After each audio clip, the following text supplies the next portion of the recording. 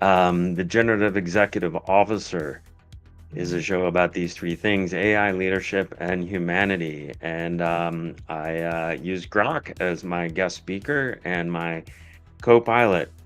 Recently, I decided I'm looking to start a charity that's really about um, stress, depression, and suicide. And this is a life goal. And I know how to clone CEOs. I know how to program AI to think like a CEO and help everyone in the organization. I've been in AI for uh, 12 years, and I've been doing generative AI now for over 2 years. And I wrote a book over here on the left called The Generative Organization. And I did a show last year, about 10 episodes. It's a deep dive into the strategy of basically sales and marketing and how you can automate all of sales and marketing with AI.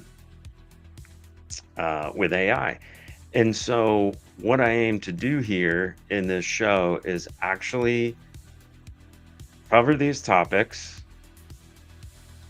putting a lot of pressure on myself, cover this topic, and I'm going to do it by using AI to write a book. I'm going to write this book in this session. Now, it's going to be a little different because the concept of a book doesn't really exist anymore with AI. Um, However, when you know how to prompt in a certain way and you can build knowledge as you go, you build a giant uh, conversation becomes a giant small language model or tiny language model. And as you go, it's smarter and more fine tuned. And so I'm going to go into a few different topics over the next, we'll see, it might be an hour and a half in this book. And again, it's going to start as a conversation with Grok. I'm going to have a conversation with AI about how CEOs and other executive leaders um, are going to change with AI. And then the output of that is going to be a book. It's going to be a giant conversational book. In any event, these are the six main areas that I'll go back to: the AI driven organizational split.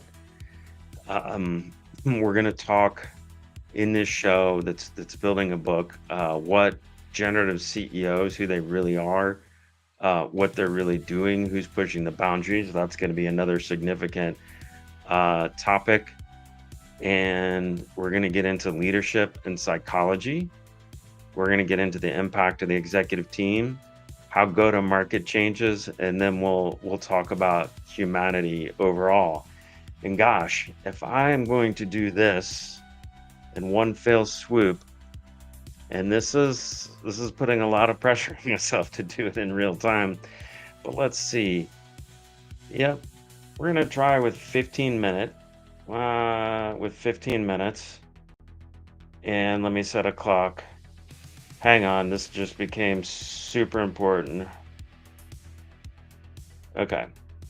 All right, so let me, that's what happens when you grab your phone. So let me just put 15 minutes in here. I'm not sure that's going to be long enough. I've been tossing this back and forth, and now that this is live, you get caught. What is it going to take to write this book? It might be 2 hours. It might be 2 hours. So of course, you don't have to watch this whole thing. In the beginning here, I'm going to make the most important points. And let me copy and paste some of these. And again, if you're a CEO, or you want to be a CEO, or you're on an executive team, this book will walk you through it, and it's going to be very entertaining. But the main point I want to talk about, the absolute main point, because this is as much about psychology for a CEO and humanity for a CEO as it is about AI. And this is the main reason why. Today, I wish I picked a different color. I like that color, but sorry. There we go. Let me blow this up here. And I'm going to put on something a little more relaxed here. Think of this as a 2-hour training. Ooh, that's a little loud. Maybe about right there. Okay. So let me blow this up a second. Wrong way. Let's do it this way.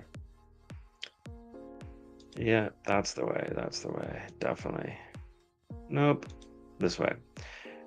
Okay. So in today's organizations, what you've got, right, is you've got 5, 6, 7, 1, 2, 3, 4, 5, 6, 7, 8. Let's just say that, shouldn't be doing that. Let's just say that is your, what did I press here? That is your executive team. All right. You got sales, you got marketing, you got customer service, you got, engineering or maybe manufacturing. You've got IT, you've got legal, you've got finance, you've got HR, etc. All right, and then under each one of these, you have people, and in each one of those, you have people. Let's say you have 100 people in your organization. Let's say you have 1,000 people in your organization, or let's say you have 10,000 people. We could even say what happens if you have 10 people. In all of these cases, and this is the absolute, after studying this intensively, I've worked probably with 50 CEOs in my life, software for 25 plus years. I've studied CEOs since I was a kid because I grew up in an entrepreneurial family. But every org chart, kind of has the same model. Sorry, I've got a little bit of an itch in my ear there, but um,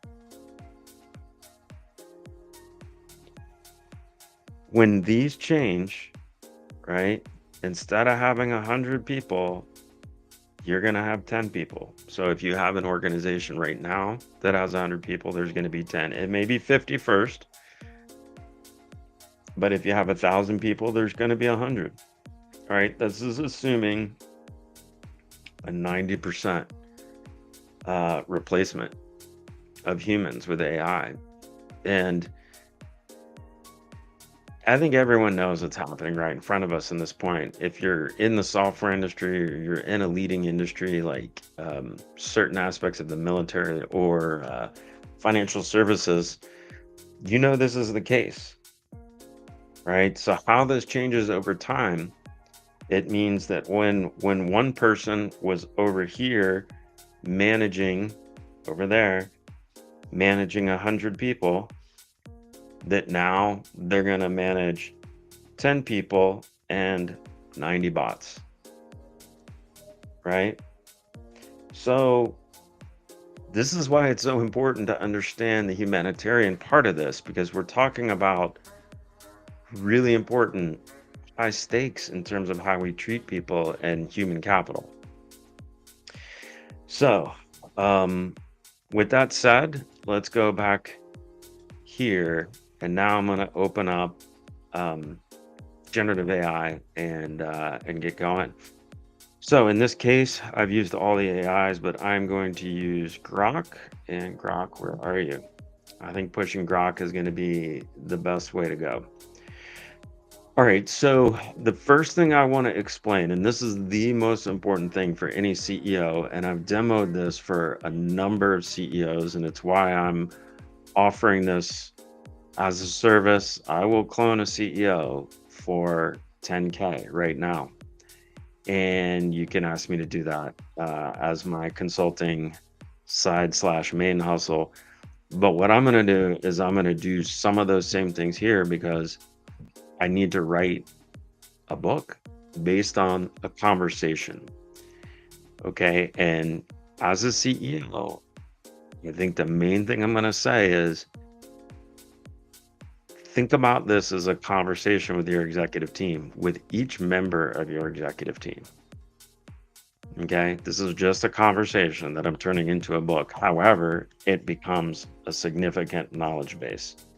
So the first thing I need to do is I need to tell it its role. And again, this is the most important thing. So please explain to me how to define your role as a best practice so that we can dive deeper into other prompts. Okay? Let me hide this. So let's see. Defining my role involves setting clear expectations for how I can assist you based on my capabilities and design. Let me hit start on that. Okay, I'm Grok. Think of me as a conversational partner. All right. My goal is to assist you in exploring topics, analyze, and reasoning through problems with a focus of maximizing clarity and understanding. Okay. To get the most, break down complex concepts, offer insights or perspective based on logic. All right. These are all the tools. And so in the case of Grok, it's not quite grokking what I'm talking about. Oh, wait. A best practice for it to start with a clear intent. Yes. Where there's understanding, solving a problem, diving deep in. Sorry, I should have kept going. All right. So please ask me questions for your role. We are going to have a dialogue like a Joe Rogan type of podcast and go deep into conversation about how CEOs and CXOs are going to become generative executive officers. Okay. Once the questions are done, I want to know you have full context to I want you to have full context to have full context for the goals and dialogue we are about to have, right? So I'm talking to it, but I'm talking to it like a very, oh, I probably need to turn my camera off here so you can see this. Let's see. Camera, here we go. All right. So take your time with these. Let's see.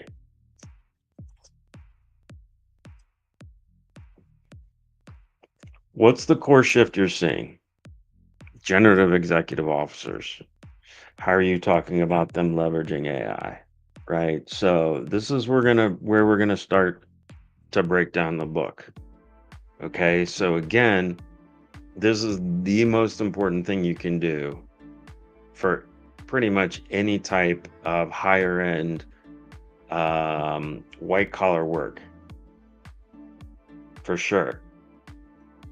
All right, is starting with this. So what's the core shift? The core shift is based on AdamBloom.me's last book, the generative sales and marketing organization. It is attached. Okay, so let me get this attachment. Also, there is 10 episodes of a YouTube show. Now, this could be any document. All right. But since I've been working in this area for 2 years and I've got background, I'm going to go ahead and elaborate here. And this sets up the whole conversation so we can have a really, really high quality conversation. All right. So the core shift is based on the last book, and that it is attached, which is also attached. And when I sit down, and it's a little slow to begin with, and I start to show CEOs what happens after we get into it a little bit more, it's a jaw drop. You know, you at that point you've had a red pill, blue pill experience. Okay, so let's see what it says. And in the meantime, let's see, I'm going to take this over here and I'm going to see what else. Let's see, let me adjust a couple of things here. I'm going to adjust that and this and this. And so I've got that. Okay, whoa, that's a little much. Why now? Okay, why now? What does it mean? Da da da da da. What is the pushback? How do you want to play from this? All right, so let's keep going. All right, the core shift is based on this. Okay, I've got the full context. Your book and the transcript, that just shows episode 1, but it's got all of it. I'm locked into this vibe. Okay, so now it's actually telling me my answer based on prior context. So I was talking about a market. I was talking about goals. I was talking about change. I was talking about process and people, right? And it's extracting a heck of a lot of intelligence. It used to be right that when you put 5 words into Google, it went through a lot of data, and then it came back and it said, "Hey, um, here's all your answers." But we're not doing that now. This is totally different. Not only can you put in 20 words, you can put in 200 words. So I just fed it hundreds and hundreds, 20, 30,000 words maybe, all right, to get to this point. And so immediately it's intelligent and it's up to speed in a way that no search engine ever could be. So we're talking about the recognition of a just profound, profound change that this is not search, is not the same thing at all. All right, so back to this. So it says from the book and show, from traditional leadership overseeing manual processes to becoming generative executive officers who harness this. I frame it as a seismic leap in productivity where CEOs and CXOs don't just manage people, but orchestrate AI-driven systems that automate and innovate at scale. It's about embedding Gen AI into every layer, sales, marketing, product-led growth, whatever. I'm more software-centric, so I'm using that language, but whatever business you're in, B2B or B2C, and it is a survival imperative. So far, it understands,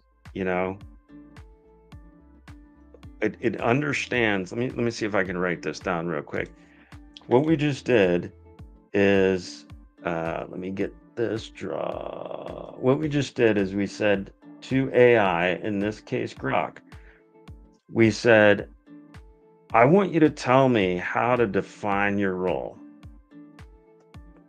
so that I can count on you to give me the best information. All right, if you ask AI just a general question, you're not going to get the same quality of answer, not even close, not 10x, not 100x, if you don't define the role. And here the role is here, if you don't define the role. All right, so what we did is we asked it, what do you need to know from me so that your role can be defined? And then, so that was step 1. Step 2 was I fed it some documents, which was my book and the show on the same topic. And now it is concluding with an answer about the role I wanted to take. So this is like talking to, so basically I just asked C3PO,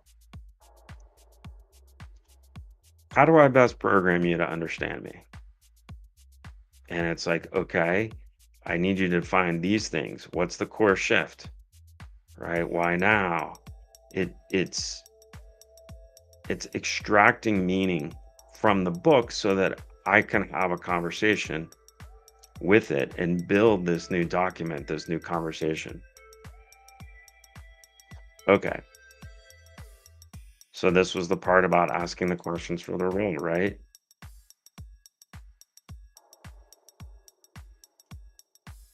And it's already making these assumptions. Okay, so I see you're pointing to a dual shift, technological and philosophical. CEOs aren't just adopting tools, they're they're rethinking roles as stewards of a knowledge base. They're rethinking their roles as every manager is going to manage AI bots plus people, right? So why now? Okay, I think you can pause this, but generally it's getting from my book information from my last show and book. It's getting information so, excuse me, I can update it. And people keep saying um they're not, the bots aren't smarter than humans yet. Watch. It's already going so much faster. I guess it depends on what you define um as smarter. Okay, Jamie Dimon. Yep, I definitely have mentioned the guy from Klarna. Of course, there's Elon. All right, what's the end game? So these are really long. Okay, how do you want to play this combo? Okay, again, so this is gonna. Okay. All right, so let's start with this. So I think you have described your role very well in the above. Okay. Let me think for a second. Okay. I want you to be a worldwide expert on all the above. You are an influencer, award winner, author, and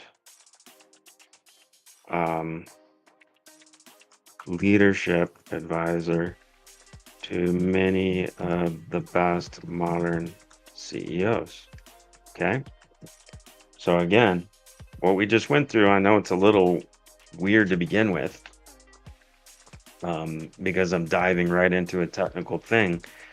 But now that you've seen what we did, right? And again, this is the really important part to understand is I didn't have to ask it how to, tell me how to give you a good role. That's probably a little confusing, but I started there because it's available to you to just say, how do I define a role for you? And then you can go do it. But in this case, I did that. And then I said, look, I wanted to be all in these based on this stuff I've done before. And now tell me what you think about that. And that's what's happened so far. And I'm saying, yeah, that's your role. And also, I want you to be an expert on these things. So now, okay, there is an important rule that I need you to follow throughout this thread and our chat. You should always represent this role. Okay. Okay. Okay. We are now going to start our video podcast conversation.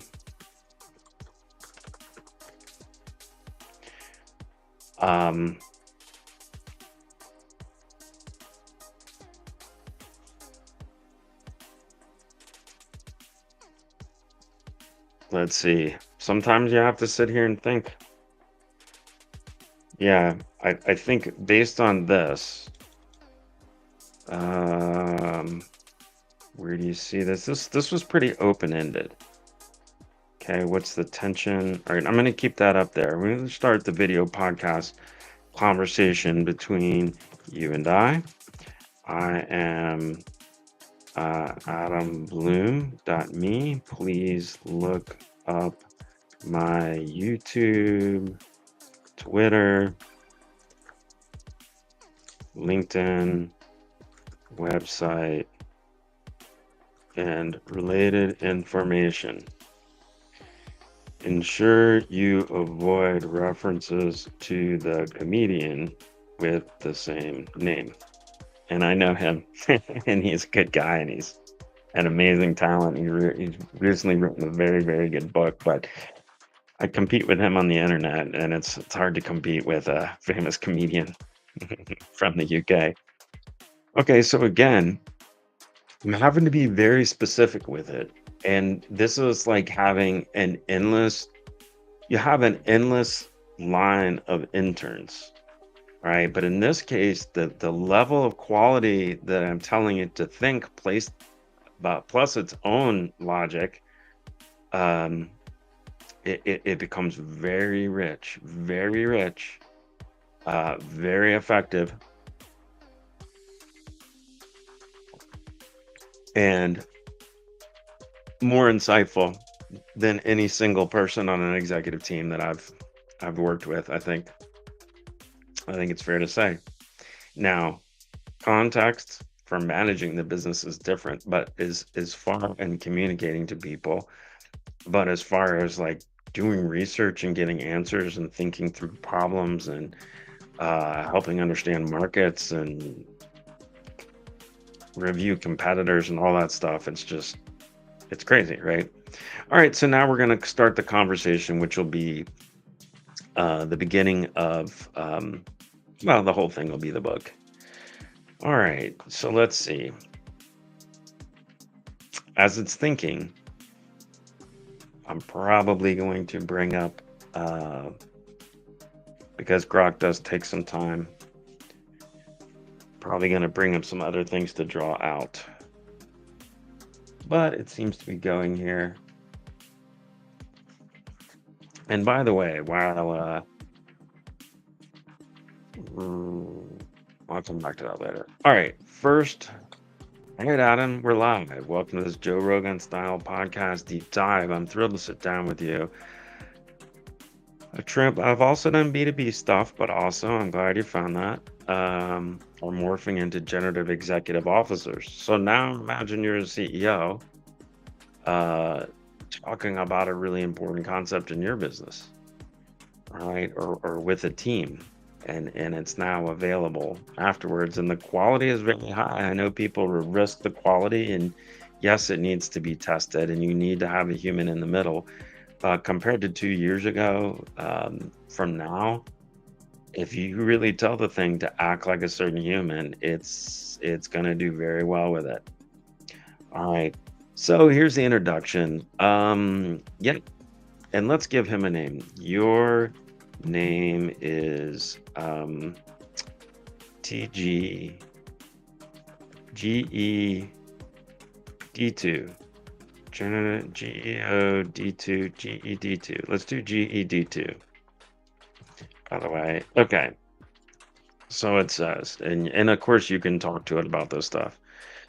Yep, no mix up. You're the guy with 2812. Yep, the fresh book, the YouTube show. You've worked 70s, a little much, but it's a lot.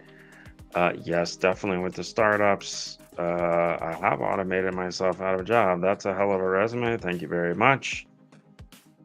Okay, your name is GED2, by the way. Call me AB. Call me AB. Okay.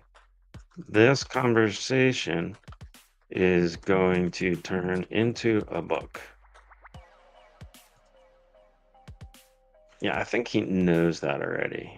All right, I think it knows that already. I forgot. All right, your name is easy, but call me AB. All right, so let's set the stage. Okay, you just introduced me. Um, the GEO. I'm pushing the GEO. I am pushing the GEO because of the profound impact it has in business, in life, and because of the profound impact AI has in business and in life and in humanity. Specifically, let's go with the organization has in business, um, No, this makes sense in life and humanity, specifically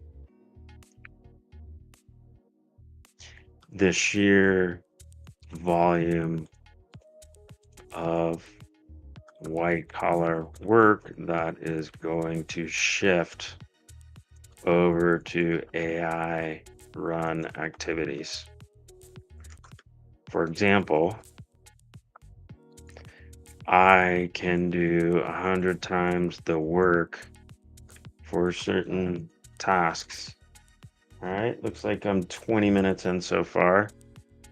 Let's do it again. Take a little note of that. Do-do-do-do. There's my first 20-minute section. All right.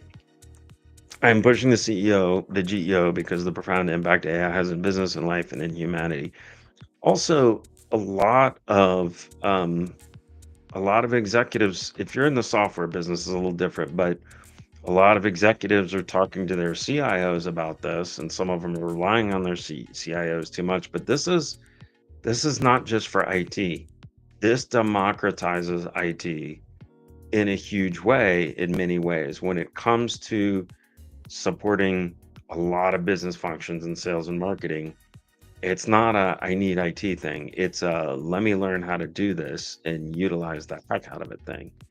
So when I can do 100% of the work for certain tasks, the question comes up, how should an organization change? What happens to all the people? And when I automated myself out of a job, let's see, there's one new, when I automated myself out of a job, the generative sales and marketing organization, is when I wrote this book. And so, just from a CEO point of view, I want to go through one chapter real quick. All right. This executive summary. All right.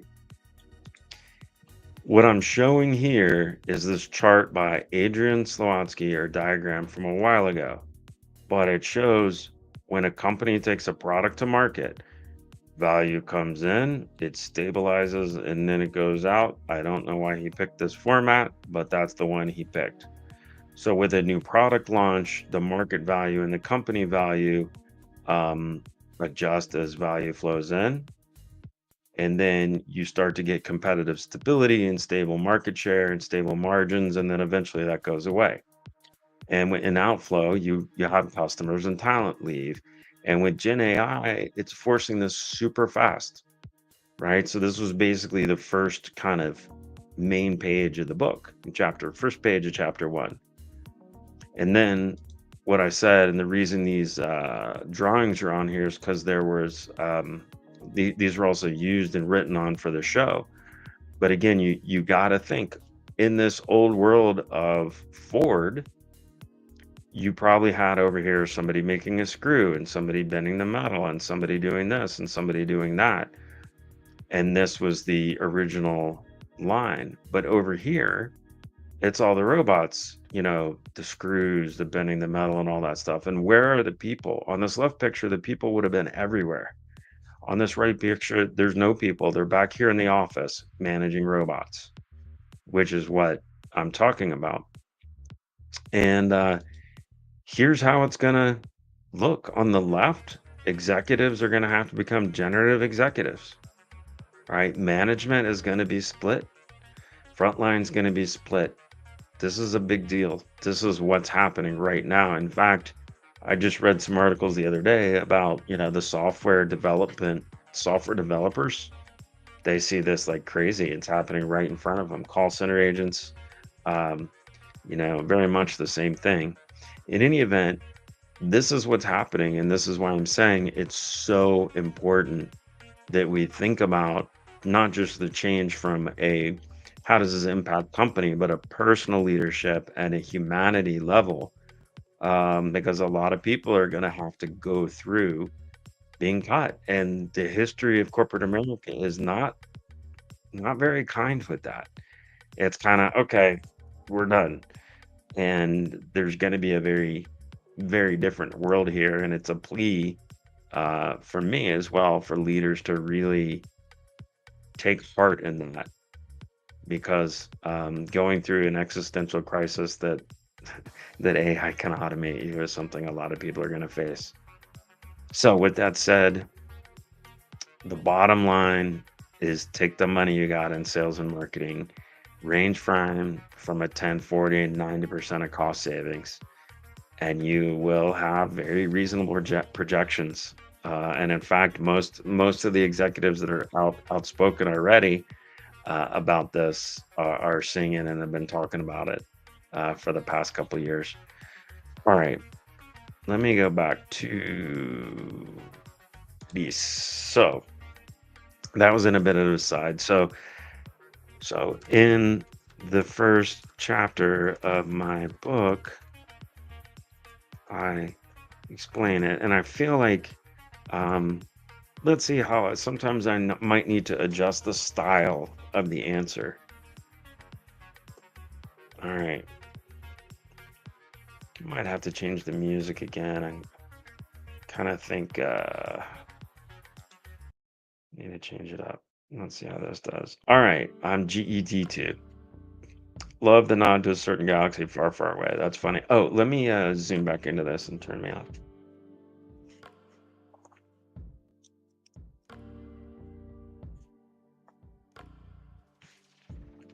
Dropping bombs. Okay. The Bush tractor, the executive summary hits hard on value migration and the bottom line. Yep, you're saying why it's about to get an overhaul. Yep, that's exactly right. Ah, yeah, there's a front row seat here to this revolution. Yeah, or you with your pilots. It's unbelievable. Grok is incredible in how it thinks, actually. Okay. Yeah, that's what I'm saying. Yes. And on top of that, the the five no, let's rephrase this. Yes, there is a big change. How would you, well, first let's say, who are the top, or what are the top? You got a front row seat. Let's see. Who are the top 10 authors in this area of CEO leadership? What are their books? I'd like you to comment as each one of them in one sentence to add more dialogue, to add color commentary.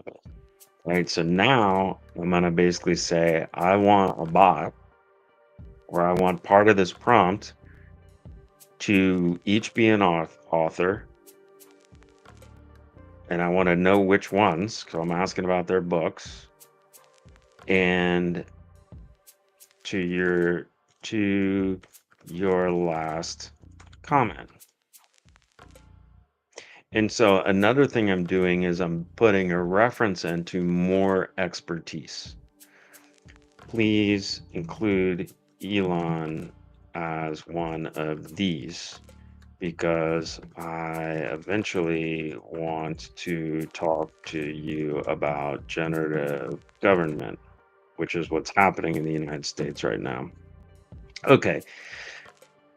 So, yeah, there's a big change. Who are the top 10 authors in this area of CEO leadership? What are their books? So, again, instead of me answering, that's how I should, there's a big, instead of me answering, let's do this. So I'm asking it to respond to its own commentary, right? What are their books? I'd like you to comment as each one of them in one sentence to add color commentary to your last comment. Please include Elon as one of these. Okay. All right. What's your gut tell you? Can crank out 100 times the output. All right, we're shifting gears. Not necessarily. So it's telling me the classic good to great, right? This is where it's going to pause a little bit. So let me just explain again. It started this show dialogue with me, and then I basically asked it to be an expert and respond to itself as if it was 10 other experts. Okay. So you could have gotten extremely specific about each expert. In this case, it's saying, okay, he's the gold standard with his level 5 leadership, enduring systems. And so he would have said, your 100x productivity sounds like a flywheel spinning out of control. Great companies will harness it with disciplined people and thought, but the rest they'll crash.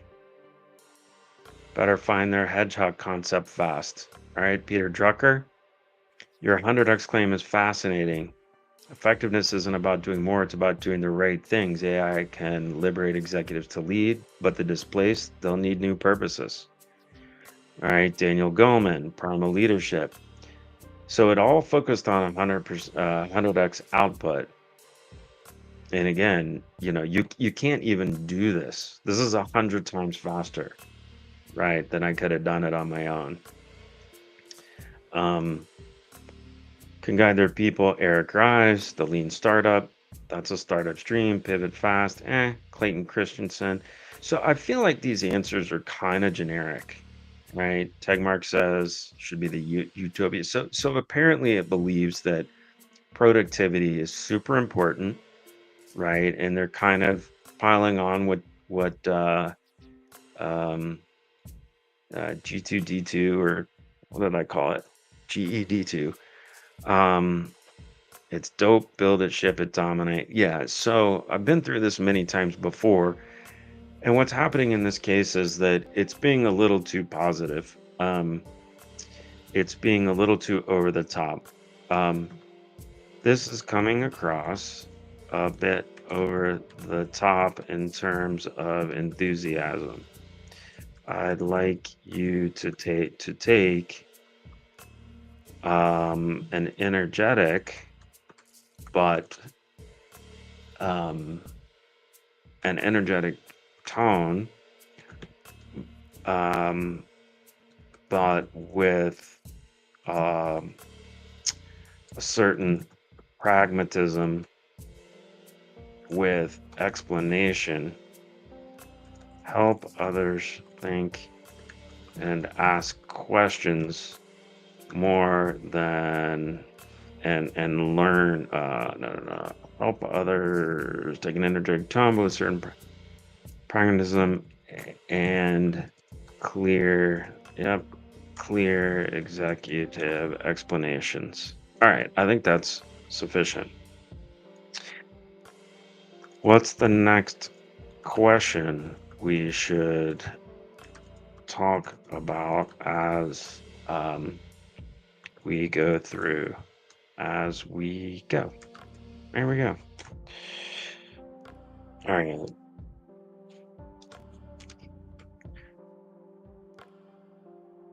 So really, I think we can skip this stuff here now that we're done. And I'm gonna adjust this some so we got more room on the screen. All right. Fair call. I'll dial back the hype and lean into a crisp, energetic, yet pragmatic tone. Let's see. We've tackled the core shift.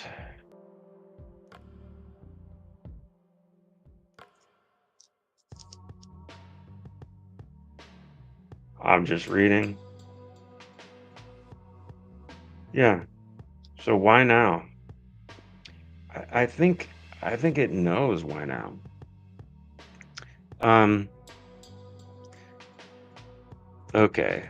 With why now, and I want to get back to this org split. This org split is basically the first main part of this conversation. And again, what I'm talking about is the fact that if people, if somebody manages 1,000 people, what does the world look like when they manage 100? Right? It's a major org split. Okay, with why now?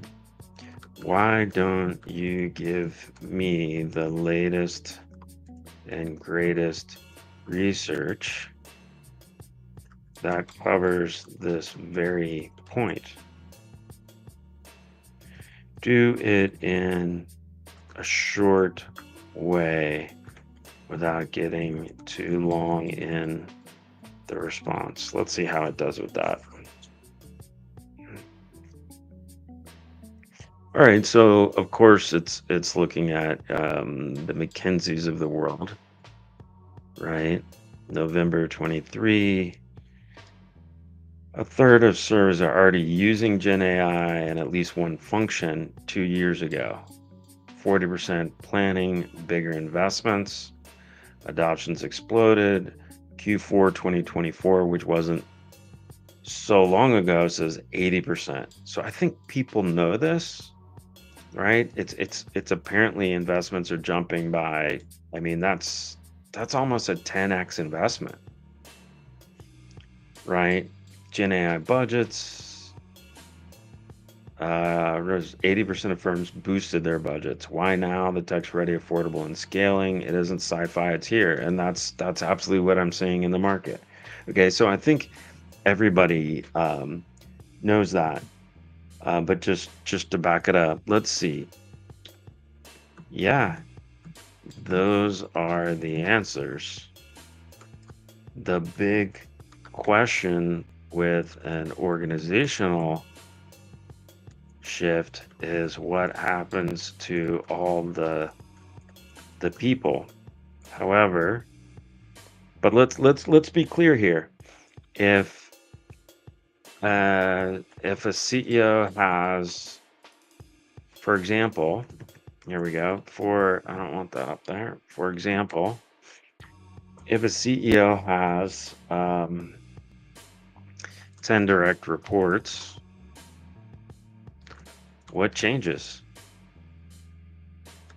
when generative AI is applied to every part of every job, which is where I'm coming from in terms of cloning CEOs, like or C levels, right? How does this work? Right? What happens to all the people? I know people like in your heart you care about, and we need to more than ever. But of course, business is business, and everybody's going to want to talk business first. So let's see what happens if a CEO has every part of the job when each CXO can do 10x the work once they know AI very well. All right. So it's rereading past attachments. You're zeroing in on the human core of this shift. Yeah, I've advised CEOs through this exact gut punch, and it's where the rubber meets the road. So it's taking on a good bit of my persona, and I haven't even added all the knowledge files yet. All right. Picture a CEO with 10 direct reports, your typical lineup. Each runs their fiefdom, managing team processes and outputs. Now inject Gen AI across every job, and each CXO masters it to hit 10x productivity, which is really just the beginning. 2 to 3x, I think you do automatically without even having to think about it. Right. What changes? Here's a sharp take. Role compression. Okay. If CXO can do 10x the world, 10x the work, the middle layers below shrink fast. You know, the Ford versus Tesla, middle managers coordinating teams half get replaced by AI dashboards or bots. And it references Klarna's 700 call center cuts. It's roughly Klarna. If you ask Grok or an AI about the story, you'll hear more about it. The frontline staff. So this is really dramatic. and it's scary. And I'm worried about it. And I think companies who care about people in general and their employees as well really need to dig deep about how we handle this because it's more dramatic than anything else, right? Of course, upskilling her out. Um, this is something I talk about in the book and in my show. Being a fluent process engineer based on AI is now critical. If you're a CEO, you had to learn to use email, you had to learn to use PowerPoint, you had to learn to communicate, and now you got to learn to communicate with, robots. Oh, there's the second 20 minutes. Yeah, this might end up being a long show, but it'll be worth it. So hopefully people are sticking with me. If not, I'm sure there will be some. But if people have to bail, I can always come back and eventually I'll publish this. So yeah, upskilling her out, right? So this is writing a book. This is writing a book because once I have all this, I can actually get it to write a specific book 100 different ways. I could give it certain guidance a bunch of different ways, and it would continue to, you know, use this as a base and then organize it into whatever book structure and theme I want. Oops, I changed the music, but I don't want this one. Okay. Yeah. So the organization is going to flatten, right? Corporate roles could vanish. I think there's going to be a ton of this. It's already happening. And people talk about, oh, there's going to be a bunch of AI jobs that show up. And yes, there will be. But there's a fundamental thing um, to keep in mind, and that is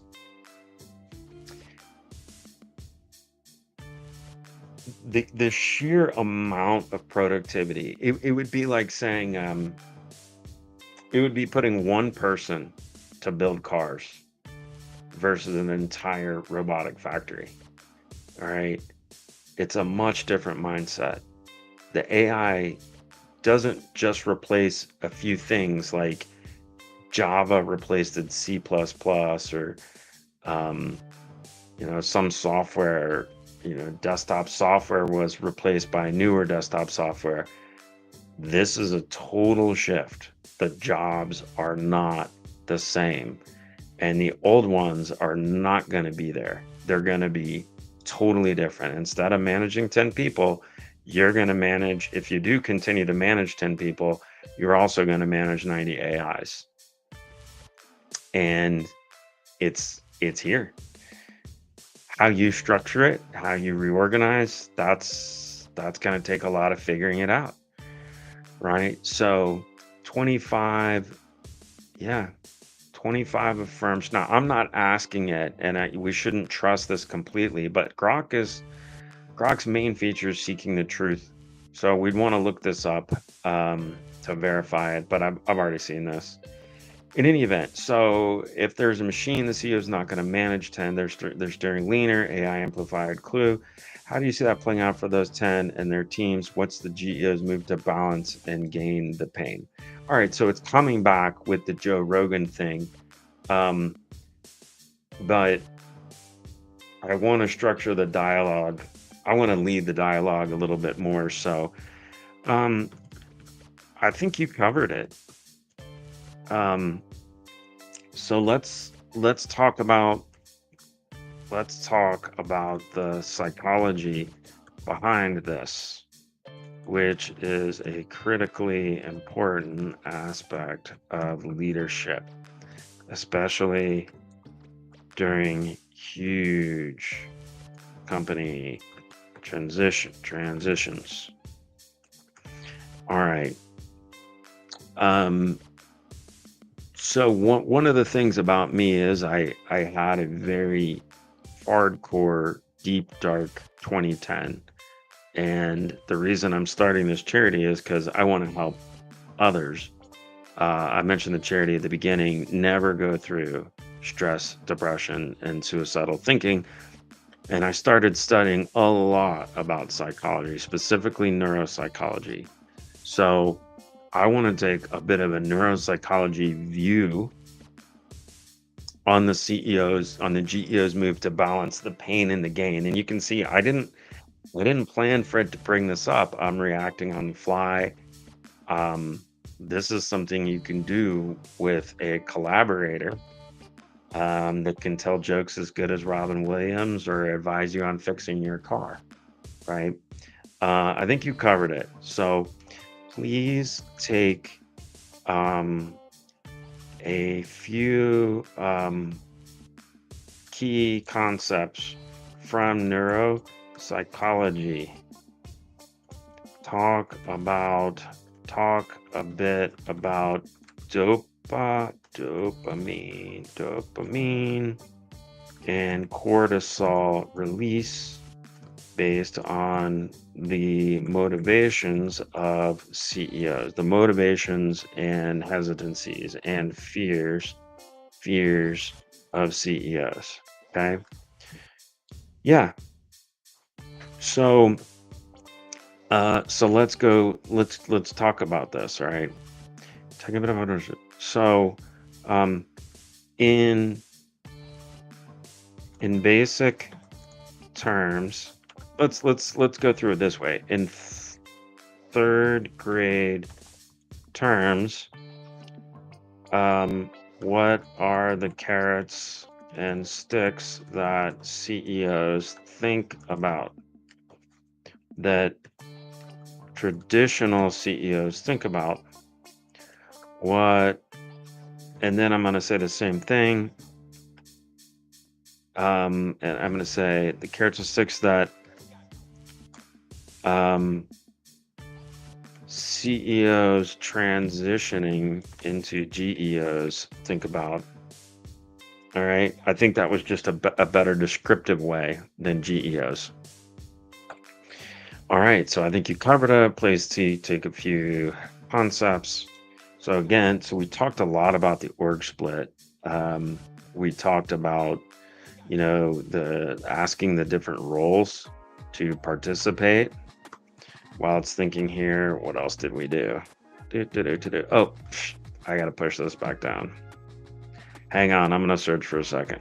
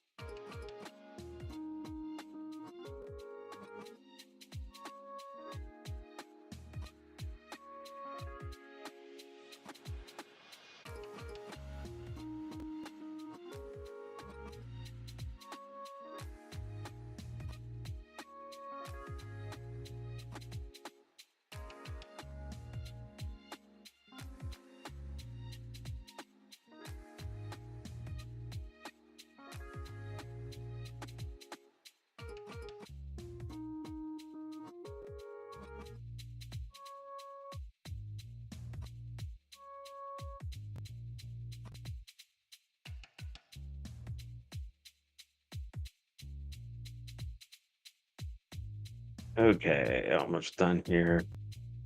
Dial back the hype.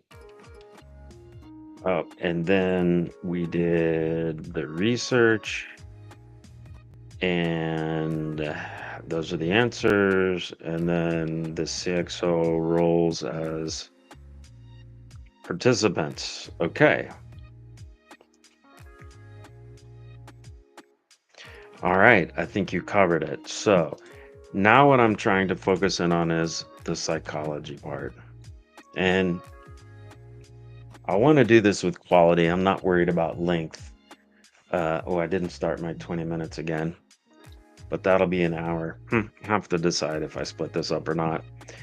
Okay, please take key concepts from neuropsychology. So this is a real deep area of expertise for me in software.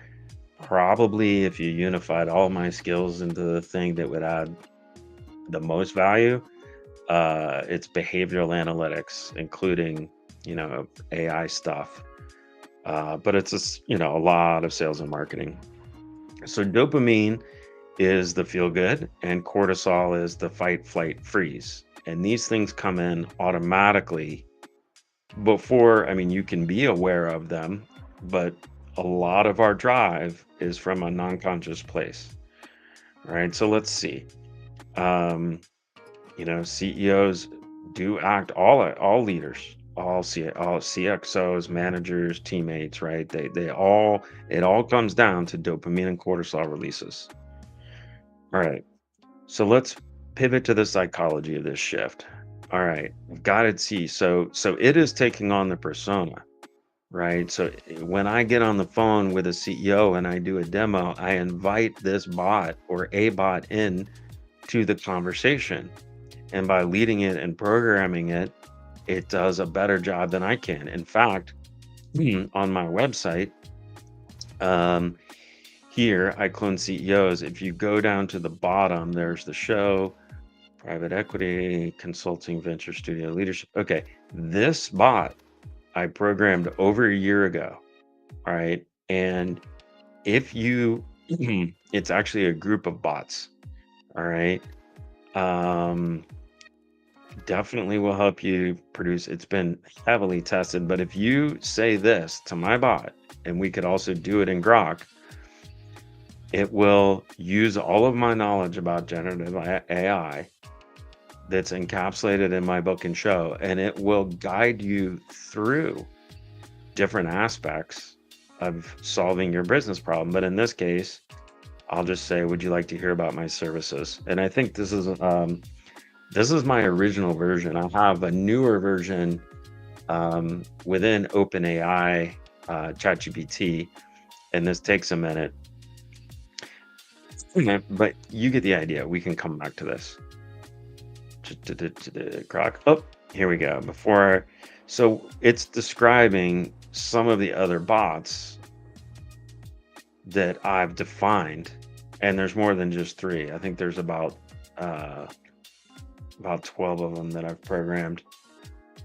In any event, let me take you back to Grok. Okay, so that bot's not programmed to cover the psychology here. But this is important, right? CEOs are human, not robots. Yet 2 chemicals drive their motivations and fear. See, the stress hormone and the feel good juice. And Gen AI is kicking these into overdrive. So as leaders, even within our own career, we're tired. And certainly if you're a small business or an influencer, I think I got to change this from hip hop to let's try lounge. This is a little much. Okay. Right. So Gen AI promises 10x productivity, market dominance, and praise from the board. There's a dopamine jackpot pushing them to embrace the shift. But if they're stuck in this can't work, like your book's malarkey doubters, dopamine dries up and they freeze, right? Cortisol, the fear fuel, uncertainty, failure, job cuts, spike cortisol, making CEOs jittery or defensive. There's unknowns. Will it tank the brand? Will Wall Street hate it? If you do it right, it will not tank the brand, and others have already proved this. If you do it right, Wall Street will not hate it. They will love it. Will I lose half my team? Right? So let's also go a little bit deeper on the dopamine and cortisol part. All right. I'm going to come back to that.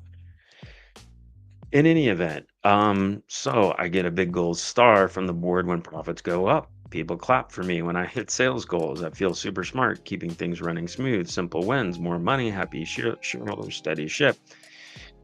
I'll get in trouble if we lose money. People will yell at me if we miss targets. I'm scared my team messes up and I look bad. So these are fairly generic, and I want to take it down um, a little bit different path after this conversation, but let's keep going. That's traditional. All right, CEOs transitioning to GEOs. I get a huge shiny carrot for beating everyone, shiny trophy for beating everyone with AI. My company's the coolest. I'm the boss of a magic robot team, bigger wins, dominating markets, innovating like Elon, feeling like a visionary. And the sticks. I'm scared we fall behind and lose everything. What if the robots mess up and everyone hates us? I don't want my friends to lose their jobs because of me. Higher stakes, extinction, brain damage, or human fallout. Wow. Huh. Like my book's Red Pill. So the theme in the book, Red Pill, Blue Pill, comes from the movie The Matrix. And it's because after you start diving this deep, you start to realize there's a whole world under this. And so let's go a little deeper. Um, Based on expert research, what are the top 10 positive things that CEOs are motivated by? Please put it in a simple table. Number the first column. Number the first column. So again, this is, I'm having a conversation about my ICP. It could be any ICP, but I'm having a conversation about the ICP for this book and this knowledge base, right? Which is C-level executives, right? So but it could be any target audience. What are the top 10 positive things? Please put in a simple number, the first column. Put them in priority order by largest impact first, and give a short phrase in the last column to explain what the item is. All right, so now we're building a table. Again, a CEO can do this and have a conversation with any member of their executive team as long as the knowledge base is there. That person doesn't have to be there for you to understand how they think, which is nuts, right? Every book is now an AI. You're going to be able to leave your feelings, your AI assistance interactions with you about your family to future generations. This is already stuff that's in the works, right? So again, we talked about the dopamine and cortisol. I'm gonna break that out a little bit more. Dope and cortisol, and we're gonna get basically we're gonna profile CEOs and CXOs now pretty deeply. So okay, what are the 10 positive things? So if you're in sales, you probably know these things, but what are the things that motivate C-levels? And it doesn't just have to be the CEO, right? It's the same thing that motivates the founder of a small business or the go-getter in a certain department or a VP, etc. All right. So it does have a filter through the lens of what we've already told it to be an expert at. And it's looking at Deloitte, McKinsey. It's already going 100 times faster than me. How do you say that this is not 100 times faster? It's absolutely 100 times faster. Okay. Market leadership. Okay. Being number one in their industry, driving revenue growth, innovating ahead of competitors. These things are all deeply covered in my book and show.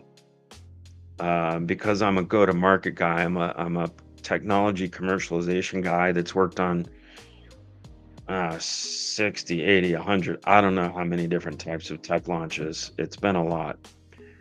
But then building a legacy, okay, enhancing company reputation. It's very, very interesting to me that the positive motivation, the 10th one, is financial security. Oh, it's locking in their own wealth. Interesting. So I may want to rephrase this, but let's see. Yeah, with this innovation is staying relevant, board approval, blah blah blah, per Harvard. Okay. These are the carrots. Do another table for the sticks, and particularly, I think I spelled that wrong, but it's in particularly the most core to solve related fears. Okay, I think that's enough. So now what we're going to do, that we have this psyche of the CEO's um, mindset, would truly, like, this is scientific motivation, right? When we queried this, it is taking the full context of the conversation, looking at these market reports, and bringing back the relevant data, and scientifically saying word for word, this is the best answer based on all this compute and all this other stuff. All right, let's see what happens next. All right. So, all right. So losing market share, and that is it's gonna be what happens when a competitor gets way ahead in this area. Revenue decline, company failure, going belly up, shareholder backlash, brand reputation damage, major screw up, right? Team rebellion or loss. Mm.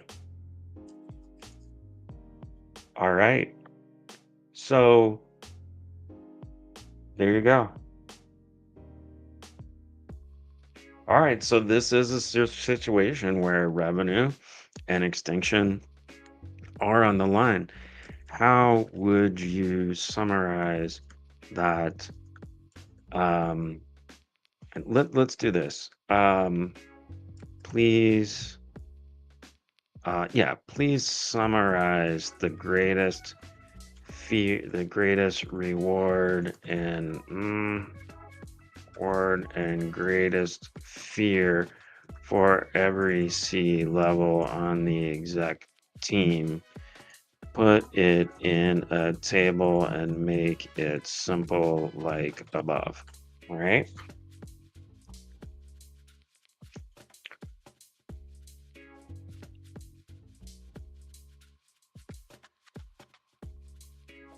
So clearly I'm building a book, right? Okay, so here we go. All right. So the CEO, the market leadership, and this whole prompt is going to be available in the book. Um, that it is the book. So market leadership, CEO, what is it? Firm dying out. Okay. Being industry number one. CFO, more cash coming in, profits crashing. Yeah, no one likes profits crashing. Sales dominance, crushing sales targets, losing market share. CMO, top tier reputation, or trust tanks publicly. Tech innovation, major tech failure, operational efficiency, cybersecurity breach. Okay, some of these things don't fall into the commercialization side of AI for what I'm talking about here. COO, team chaos versus process mastery, HR, talent excellence, talent loss, security triumph, regulatory fallout, product success, product flop. Okay. And we're going to talk about product flop versus product success quite a bit, because a lot of that has to do with the product design, but it also has to do with uh, how you communicate the product, right? And so we'll get to that here in go to market. All right. And we're kind of covering a lot of this already in general. I've missed this part a little bit. We'll come back to it.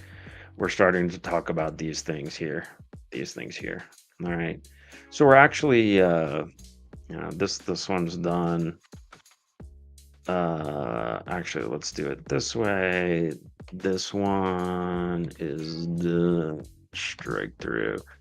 And then basically these are the ones that are underway. And I'm talking about humanity along the way. So all right, so let's keep going here.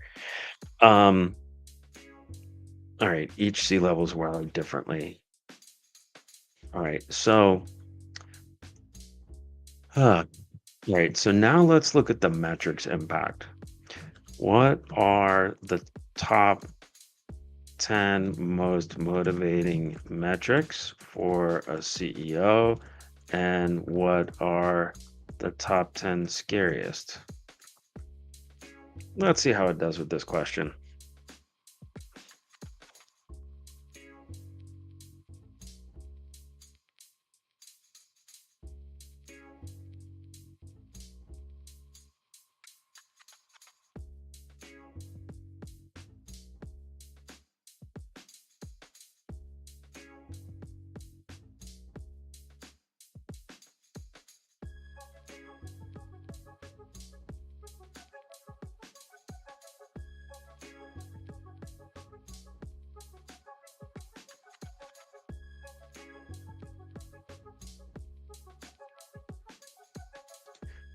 All right, here we go.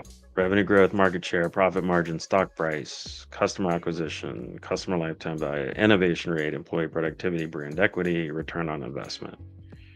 All right, those are the things that most leaders love, particularly on the revenue side of the house. And I'm going to focus more on that. And then CEOs live for these wins. So if I can create a clone of a CEO, it's going to fast track this, which is what we're doing here. I've basically already done it because I've programmed it to represent certain CEOs on the topic of a CEO. I've got an endless number of experts here, right? So okay, so based so you can see I've kind of flip-flopped from the Joe Rogan conversation to just a more direct dialogue where I'm actually Joe now interviewing Elon, interviewing Grok, right? Interviewing your CEO. Based on my book and recent episodes of the wait, based on the recent episodes of the generative um the generative executive officer, which I will upload in a minute. How will generative AI impact the two tables above? Please add a column to each. See the attachments. And so what I'm going to do is I'm going to take a couple of attachments. I'm going to take episode 2. Let's see, episode, where are we? Episode 1. Actually, what I'm going to do is I'm going to give it 2 of these. Before you answer, hold on. I have a few more attachments to provide. Now, you can upload all of these, but I read a little bit about Grok's memory, and I think there's an error because it's saying I don't get um, every when I upload a bunch of things, it's giving me an error. So this is a workaround. All right, so then got it. I'll hold off. Here are 2 more, but hold on. More are coming. I'll let you know when I'm done. Okay. So then I'm going to take this one and this one. All right. And then, so now it's got all the knowledge. Up. all the knowledge, 5, 6, that, okay, okay, there is one more after that. So it's got all the knowledge about all the things I've worked on basically in the past year now, including my recent episodes leading up to this book. Okay, there's one more after that. All right, that's my timer again. I'm clearing the 1 hour mark, but I'm actually doing pretty well. Feeling good about this. No worries. I've got the 2 new docs loaded, the 2000 word extraction. Okay, there's one more after that. So what I'm also going to do, actually, I think I'm gonna just leave it at that because I'm gonna recreate something. Okay, okay, that is all. Um, I'd like you to. What was it doing before? Please add a comments. Okay, I'd like you to continue with the request about how Gen AI will impact the 2 tables above. All right, let's see how it does. So you can load a report into AI and ask it questions. And then if you know what you're doing, you will get good, trustworthy answers. The trust thing here is probably something I need to add. Something I need to add here. Trust. It's very important. Okay. All right. I've got the full set. Okay. So something improved from last time. When I did it separately, it seems to work. All right. So Gen AI slashes content creation time and personalizes sales. It's interesting how it's referencing me. So with this one, um, what I'm saying, and let me bring up this. What I'm saying here basically comes down to this is the book. It basically comes down to this. If you were an old process, 10 people, 10 units of output, and 10 units of team, right? You would hand off work, and each one of these would be done by a different person. And now, as you can see, I'm one person, and instead of having 10 people help me write this book and answer questions over the course of an hour or two, it's just going to take one person, and it's 10 times better than 10 of us could do. Unless maybe I had, 10 CEOs actually with me on this call, right? So what it's saying is it puts you in a position for massive revenue growth. And of course, you need the right products, probably talking about generative AI products, but just the go-to-market part, right, will get you revenue growth, market share, profit margin. Yeah, there's going to be a big cost slash, and you see stock price, speed surge. Yes, all these things can go much faster. Personalization of customer lifetime value. Yes, I've got a friend who's um, quite experienced in the area. I am as well. I've got coworkers in customer satisfaction services at companies like. I'm sorry, I've got friends and some customers at companies like Salesforce, where Mark Benioff has really um, come out with a different way of looking at the world, and I probably want to quote him too. All right. Da, da, da, da, da. Yeah, we'll get through the examples of generative CEOs. He's definitely one of them. All right, so you get the idea, and it keeps focusing on this 3 to 100x leap, but that's what it is, right? And so this 10 scariest matrix, we go back. Revenue decline. If competitors start using AI for sales way better than you, right, they're going to be at a huge advantage. Same with marketing, right? If you fail to do this, your profit margins, your stock price, your customer churn, all these things, this impacts every part of how you make decisions about what goes into your product. Like, for example, I can ask, we'll do it right now. So, all right, hammer it home. It's a double-edged sword. So they're bringing about the wrap up. Blah, blah, blah.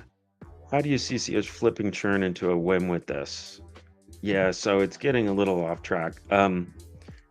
Let me redirect the thought process here a bit more.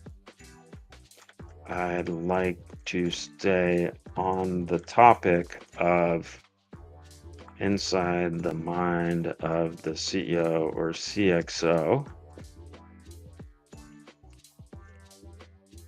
And yeah, let me redirect the thought process here a little bit more. So it's asking good Joe Roganish kind of questions. Um, but I also want to keep it on a kind of a certain story track, right? So we were just talking about, um, the cortisol and dopamine, and we've just done some profiling about their motivators and pain points. Okay. Um, what, let's see, what should the next question be actually? Um, what are the CEO's most important metrics when it comes to people? Most important, actually, let's do this one first. All right, so we're gonna switch gears a little bit here. Um, okay, in priority order, as an expert on the topic, who has read every major CEO book in the past 10 years, which it will extract some type of information regarding that. What are the top 10 things, top 10 activities? Let's do 25. Let's do 20 activities a CEO does during their day. Make it in priority order of impact and add a column that states what the activity is, then a column on how much time they spend per day on it as a number and percentage. Well, let's just see what it does there. Okay, so now if you're a software person or you're a product person, you're starting to see I've gone from a very robust definition of my target audience, all right, which if you're interacting with a manager and you're communicating, they're your target audience and vice versa. I'm going to now shift gears to, um, you know, we kind of know what keeps them up at night and what gets them really excited, but let's see where they're spending their time. And then once we see where they're spending their time, we'll talk about generative AI in specific areas and we'll focus in on psychology.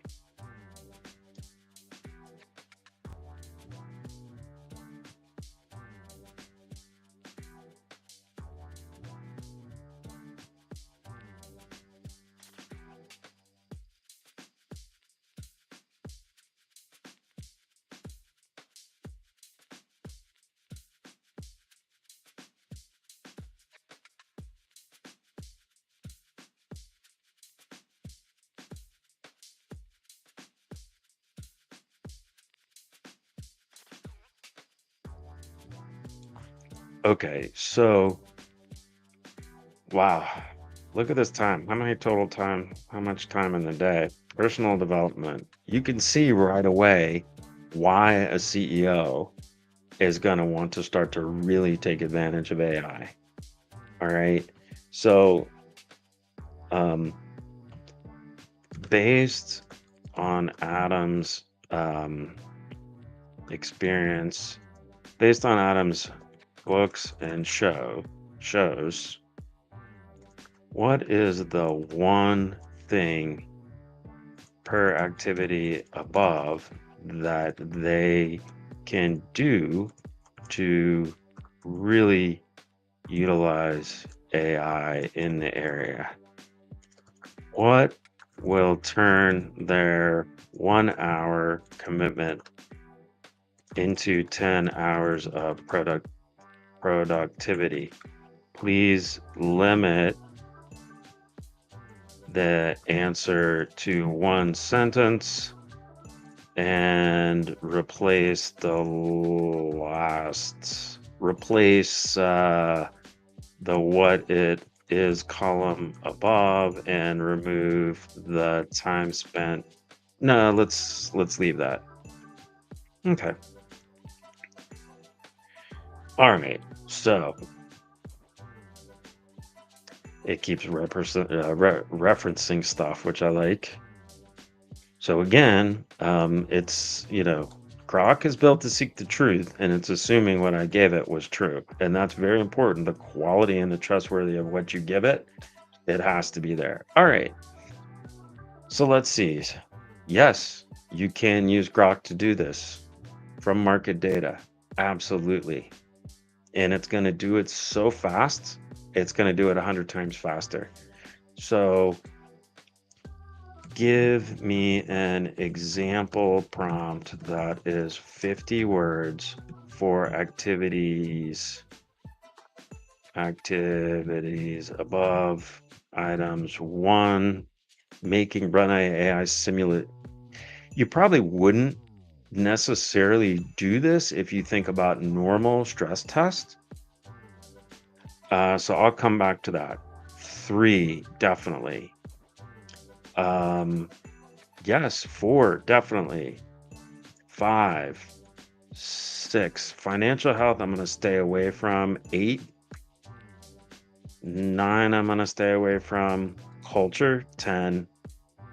Okay. Mentoring key talent, absolutely.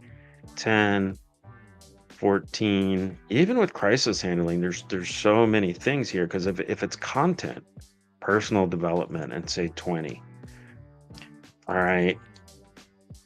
So I'm going to just give one prompt example, but we're going to go deeper. For number two, I want to focus on using generative. No, we're going to just skip number 2 for right now.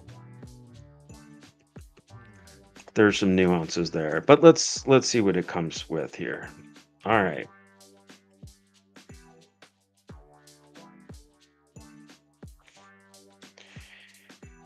Everyone doing all right? Hope you're not too bored by my voice, and the learning is definitely substantial. This is stuff I've been digging into for 2 years plus. All right, so let's see what we got here. There you go.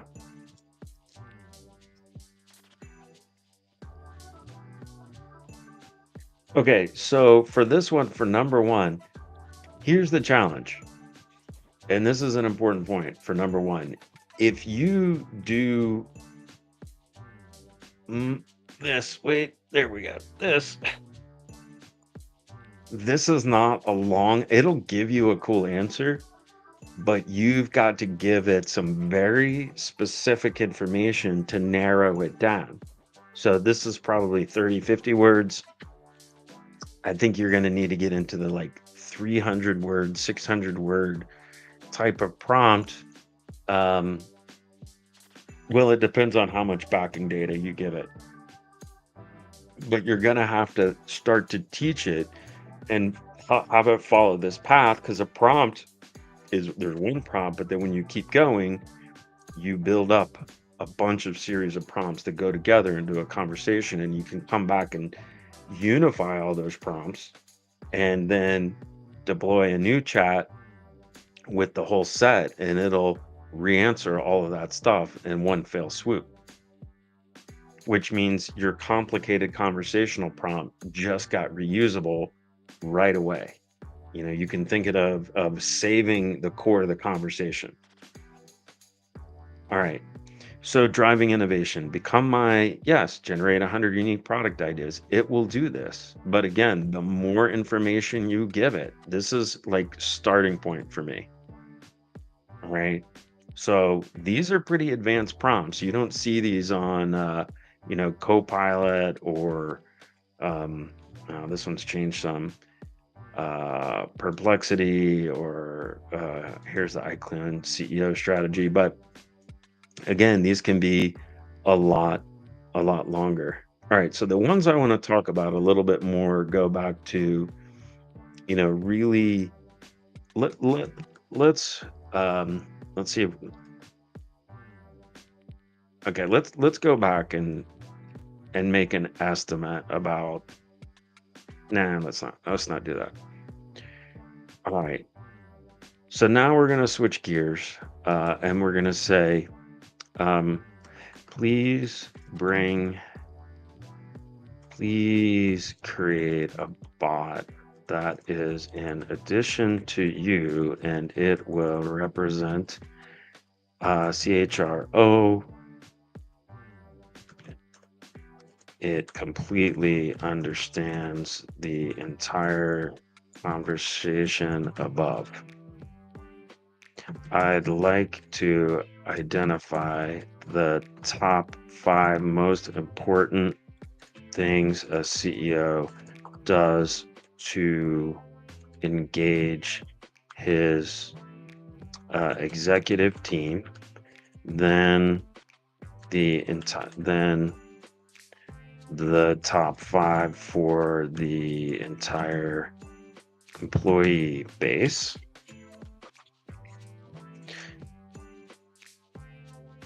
Put those in 2 tables. Number the items in each table. Let's do 7. Let's do 7. 7. Okay, and again, scientifically, I need to adjust this. Scientifically, it's going to give you an accurate answer, especially given all this context it already has. 2 tables with numbers and the items in each table. Number the items in each table. Please create a bot. The top 7 users does to engage. So add a column to each, which is a sentence commentary from the CHRO bot. All right. So now what we're starting to do is see the interaction with different executive team members. So what I'm doing is I'm having this simulate what the executive team might say to the CEO. And if it knew the profile of your actual CHRO or your director of human resources, or maybe you just have one person on the team who does human resources at a smaller company, you can begin to see how a CEO or any executive can leverage this to actually have deeper conversations with their whole team. And I can run team meetings with this, right, where everybody's focused and they're getting answers, or you can have everyone in the executive team trained and understand how to do this and start to collaborate with each other. It's a completely new way of thinking and working together, right? So so here's what the CHRO bot commentary is saying. So when you need to align this, yeah, they're bought in, not just nodding along. A unified vision. Okay. Driving innovation together, making high stakes decisions. I don't know. I feel like it's biased at this point, using the same topic again and again. But I think my intention was to be a little bit more around how people are managing risk collaboratively. Oh, wait. This is with the executive team. Okay, sorry. Remove that last comment. Yeah, so with the executive team, this is exactly what I was just saying. So I'll give an example using this book, Top 7 Things CEOs to Engage the Entire. Building a resilient culture, reinforce values daily, communicating the narrative. I don't I think viral is not the right thing, right? So got to watch out for that. Driving visible innovation, showcasing AI wins, addressing job transitions. So this is going to be ooh, really important. Recognizing contributions, engaging in crisis response, sharing strategic vision. Okay. So, all right, I'm through an hour and 20 minutes. Yeah, I think this is going to be 2 hours. Sharing strategic vision. Okay, so with these, let's see. Let's talk about how AI can help with each of the 7 items. Well, with several of the items above. Okay, one. Uh, how can AI be used to improve content and employee experiences? Let's see what kind of ideas it. How can it help hone communications? Can it be used as the voice of the CEO without having to ask the CEO how to write? Yes, and I've done that before. Um, we've talked about innovation, job transition. Yeah, when it comes to job transitions, please explain how employees are thinking about being replaced with AI and what they want from their leadership teams. Okay. Let's turn these to A, B, C. All right, recognition for people. I mean, some of these you wouldn't necessarily use, but with a crisis response, you can certainly ask that. Yeah, when it comes to a strategic vision, this book is a strategic vision. And once you have a huge conversation about a vision going, you can say, please sum up the strategic vision of this book and show the GEO book show and this conversation into a strategic vision. Oh, I need to put this down again. Oh, excuse me. Let me get something to drink.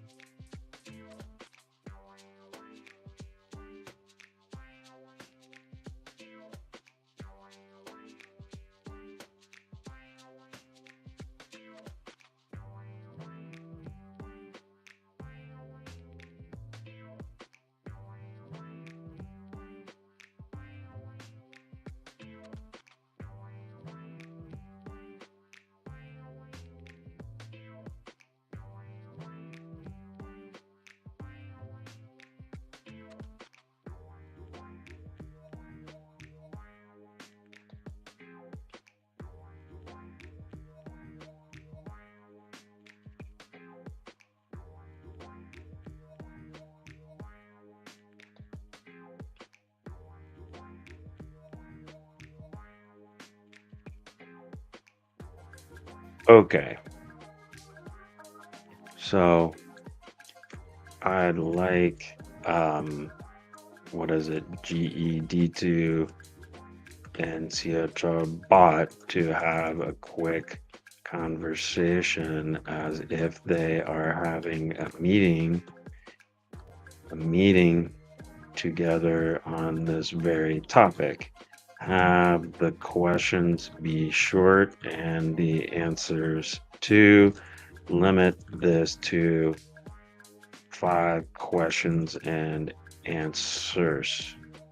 Okay, so what I'm also doing is showing you how this can be used to um, basically in sales. It's like a trial presentation, a mock presentation, a warm up, a pre training exercise type of thing, right?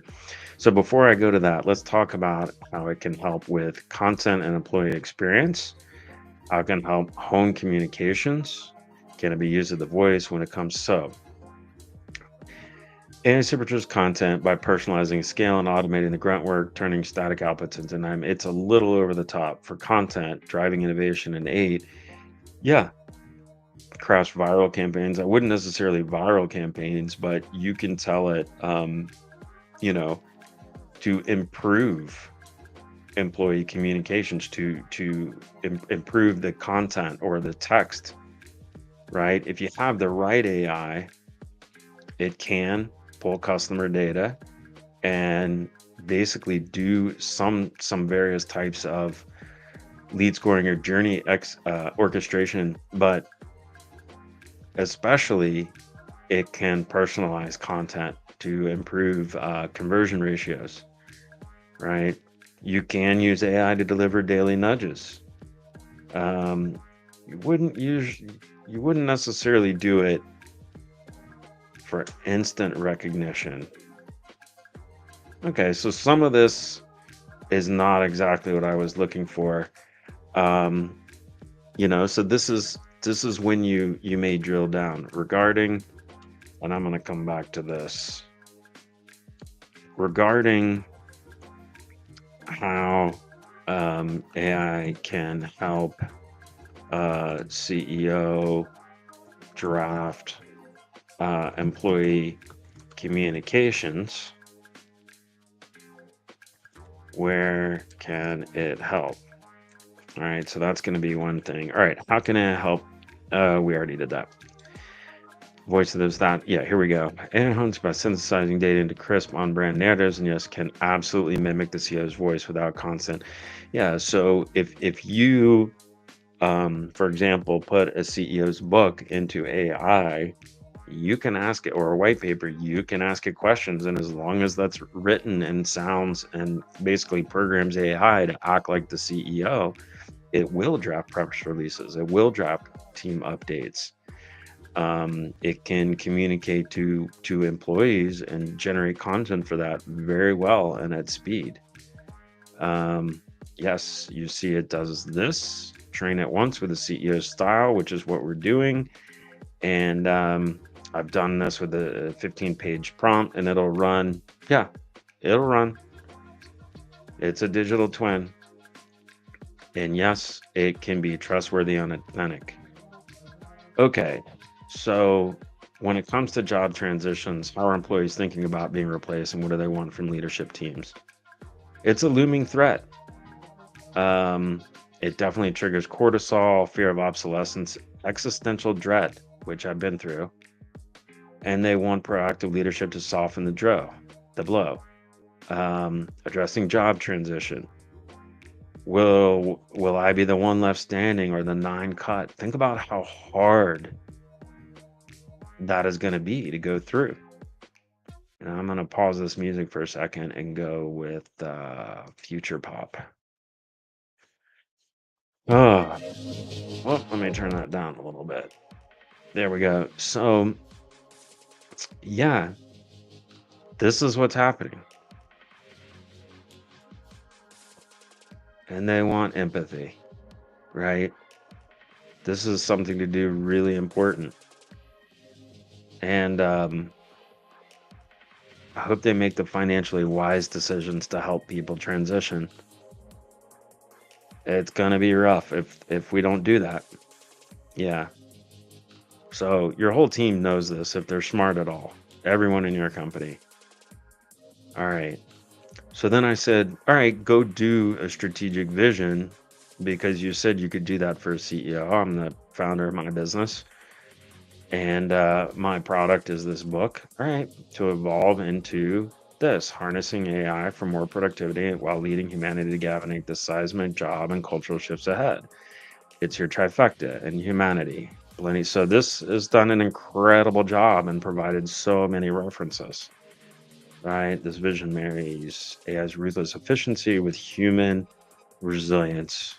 And if you want to maintain a legacy and a brand, I think how you handle this is going to be the defining moment of your career and whether you're thought of as a leader who cared about people or not, basically. All right, so now this very topic. But let's make it about topic C. Let's make it about topic C. All right, so we just saw one thing that another thing that AI can do, which is summarize the strategic vision very well. All right. So for item C above, have a quick visit. They're having a meeting together on this very topic. Have the questions be short and the answers too. Limit this to 5 questions and answers. Okay, here we go.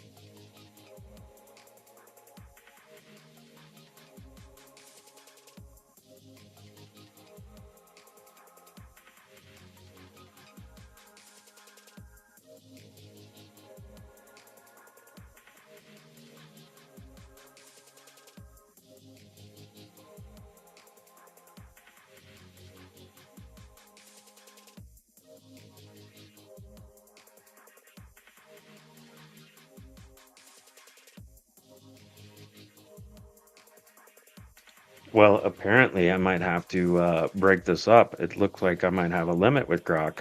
Not sure about that. So it just went through a dialogue, and we could focus the dialogue on a certain metric. We could focus the dialogue on a certain problem.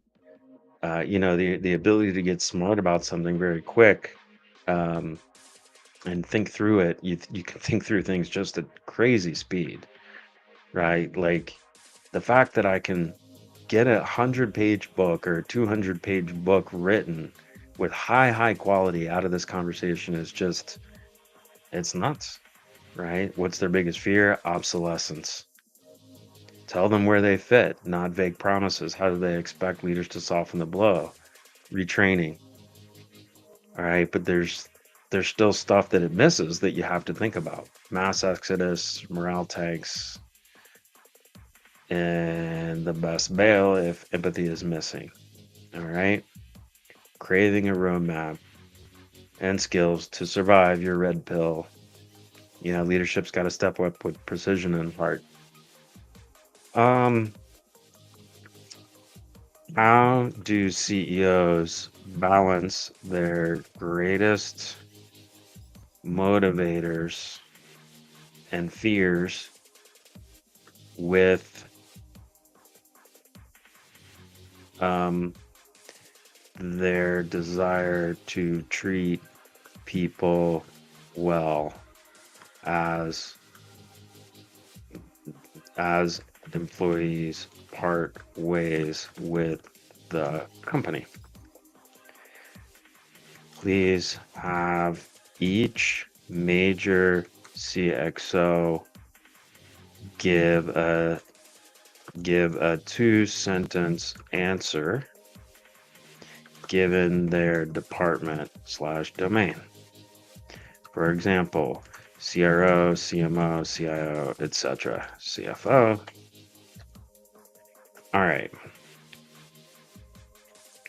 Let's see how it does here.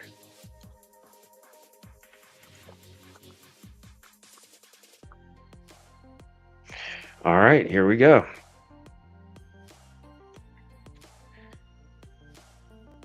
All right, so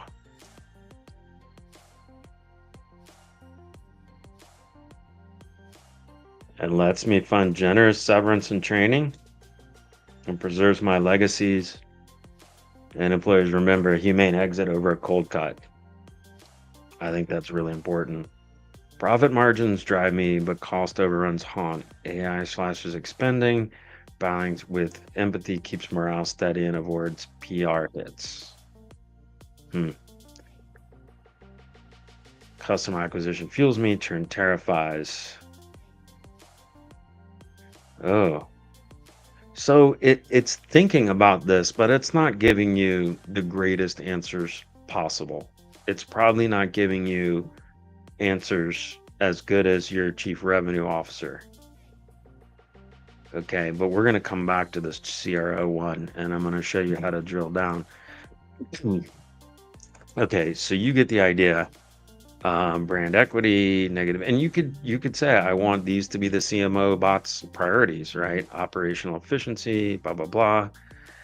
Letting me invest in upskilling, humane transitions. Yeah, keep the teams engaged. Process mastery. Okay, so you get the idea. If we were to drill into using generative AI for a B2B sales organization, what are the top 5 things we should put in place to maximize our human costs? What are the top 5 things we should do to treat downsized employees with respect and empathy? Employees. And now here's how we get bigger, deeper. On that last point, the most important consideration is financial. What is a top level strategy we can what is the best way, given financial cash flows, the balance sheet, given, let's say, given we must manage the income, balance sheet, and cash flow statement in a way that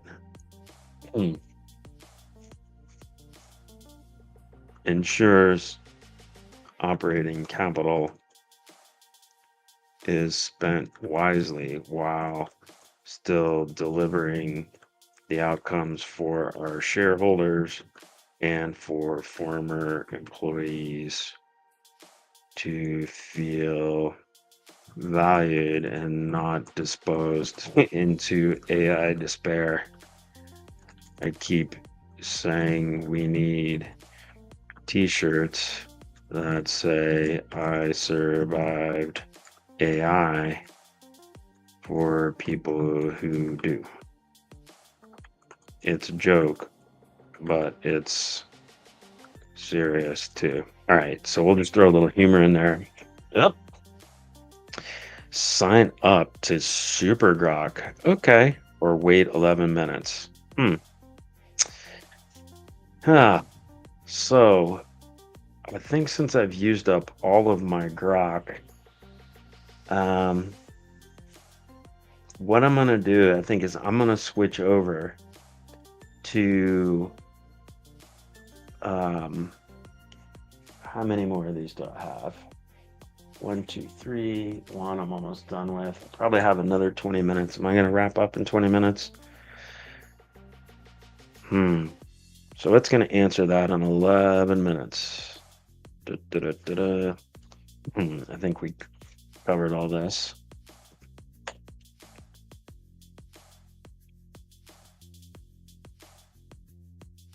Impact to the exist. Sorry, I'm just looking at my list of other things. So what I'm going to do is I'm going to go over here to ChatGPT, and I'm going to say, let's get the same attachments. Geo background, this, I'm going to get that. So I've saved the little knowledge bases. There's this and there's this. So these are 9 files. Please confirm you have received these files. There are 9. Give me their names. This is something I do to make sure. Oh, it's still uploading them. So then I'm switching to OpenAI. All right, are they uploaded yet? Why is it not letting me upload? Oh, last one.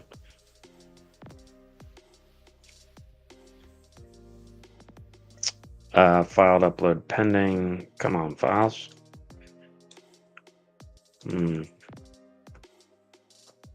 Why are the files not uploading? All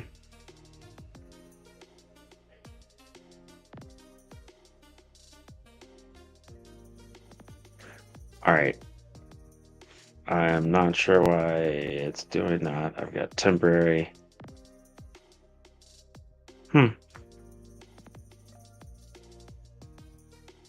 Well, we're going to give it a minute, so I'm going to have to change something here and go to perplexity for a minute. Perplexity. And I'll actually also show something on YouTube, but let's see if we can attach these things.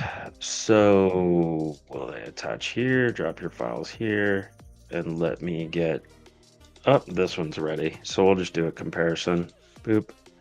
And wait, what did it say? Unknown error occurred. It's reasoning. Not sure what the error is. It looks like it got 1, 2, 3, 4, 5, 6, 7, 8. All right, the 9 files. Here we go. And did it add these? Oh, yeah. Oh, and it's letting me take them all. Okay. Didn't used to do that. All right. So now we've got a few other things going. Yep. 8 files. Instead of messing around to figure out that file, let's just pick up where we left off and see how well it does. If we were... All right, let's see how well it does if we just jump in here. Yeah, let's just keep going. Let's see how it does here.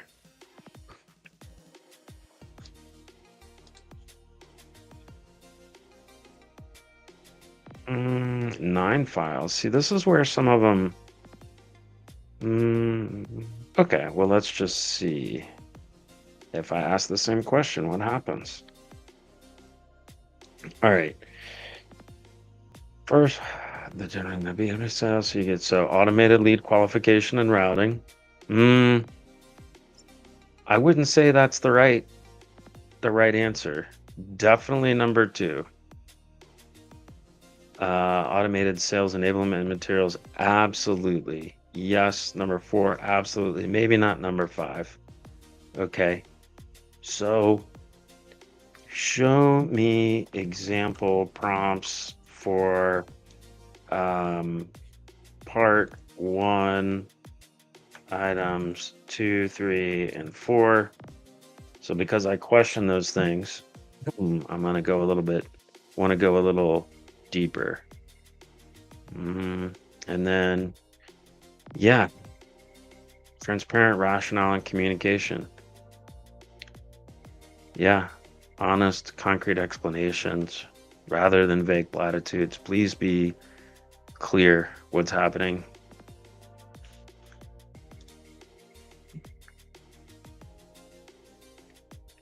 Yep, fair and substantial separation packages. Again, this is going to be a huge series of separations, and companies are going to bounce back with way more profit. And I hope Wall Street gets behind it too, so that people are dealt with fairly, considering 90% of your company might be losing their job or 30%. Let's just whatever it is.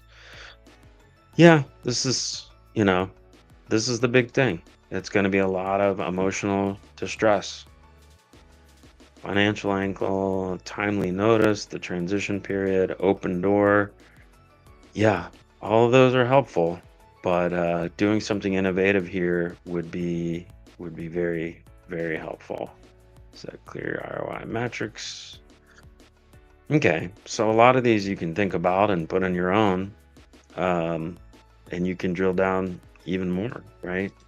So, in the case of the part one items two, three, and four, and I want to get back to that clash. So you have to go back and keep asking it questions to get definitive answers and um oh wow, editing canvas, your name is let's try to personalize introductory. Yeah, people are already doing this. Da da da da da. Okay, it can get even better than that. Let's see what this one looks like. Editing canvas with LinkedIn. Please drop a concise. Yep, people are already doing that. Proposal personalization. Yep. Okay. Yeah. Sales enablement materials like training. I've done that. I did that almost a year and 3 or 4 months ago. Yep. You're an AI copywriter. Prompt example. So if I go back here for a second to this book is, basically I created prompts for any output here. And, this is again what it used to look like and what you can do now is just have one person do this. And same thing with sales question and answering. This used to be doubted. When I wrote this, I think most people doubted it. When it comes to messaging, so you are identifying your customers and the market and the competition, you can use bots for all this stuff. When it comes to delivering messaging and go to market or any type, you can use this AI to put all types of output, right? And when you do it here with a new product launch, you're going to put the messaging inputs in and you can get new sales script and white papers and all kinds of stuff out of that content. Yeah, same thing there. All right, so let's see what else. It's real-time QA support and coaching without question. That's happening. Segment and iterate. Okay, so Grok is pretty much done for now. I got another 2 minutes.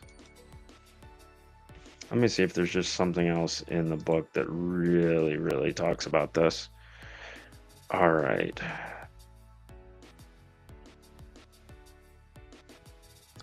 Use cases, the startups I worked with, the tests I did.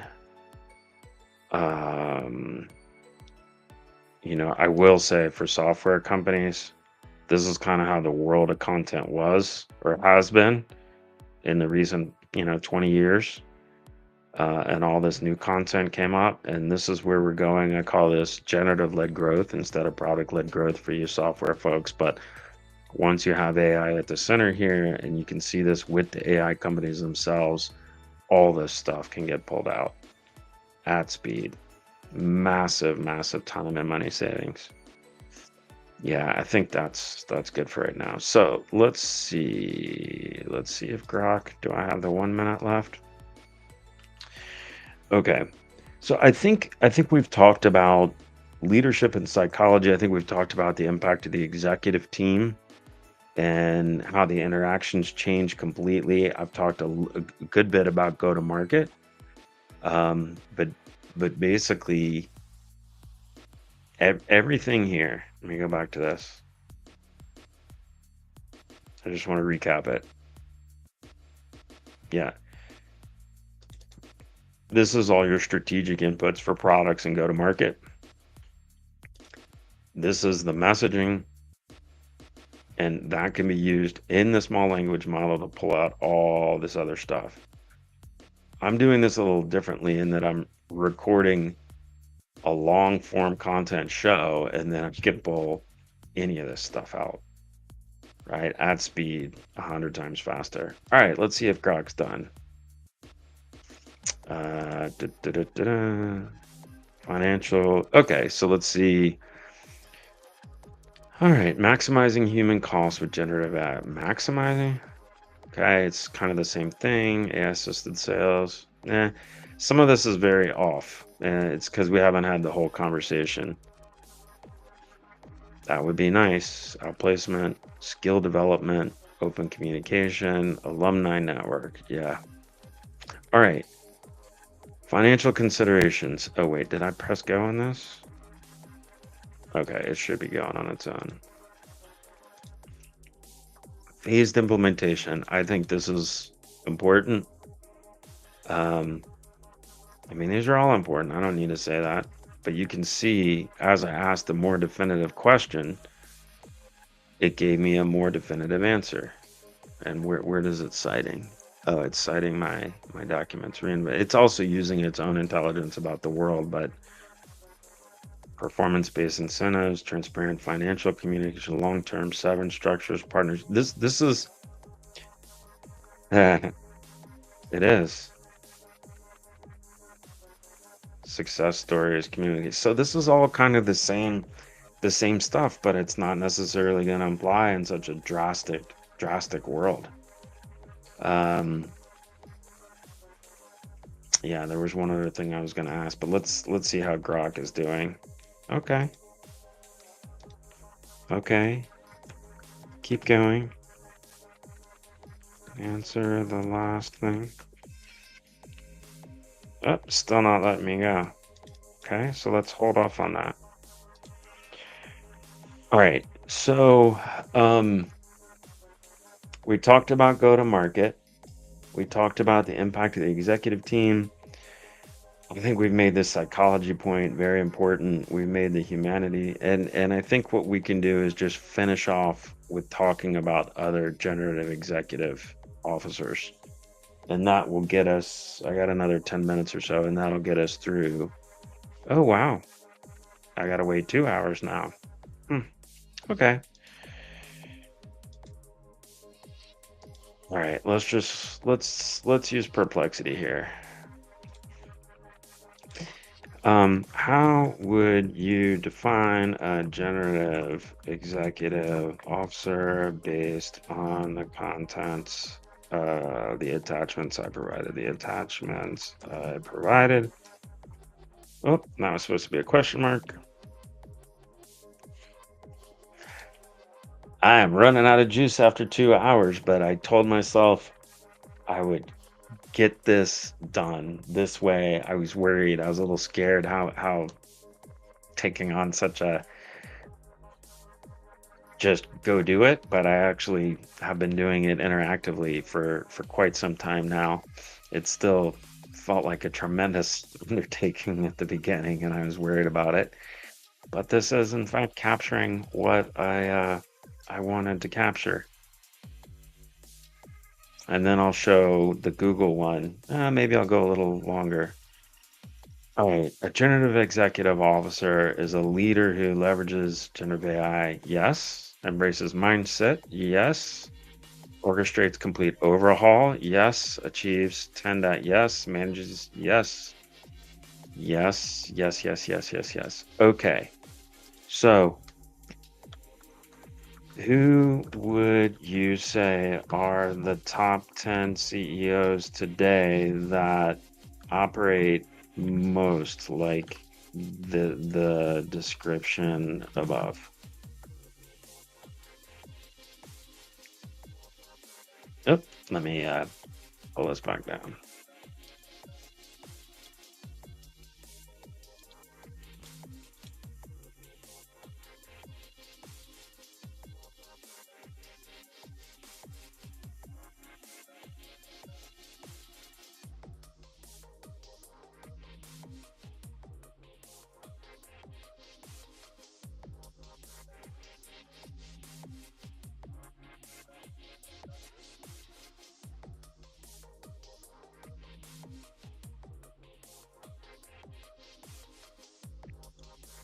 Okay.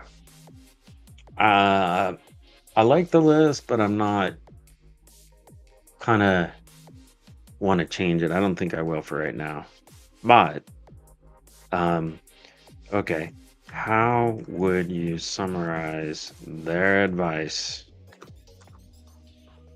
without any sales and marketing spin or um, public relations sound bites, just in normal, plain speak to another CEO or CXO?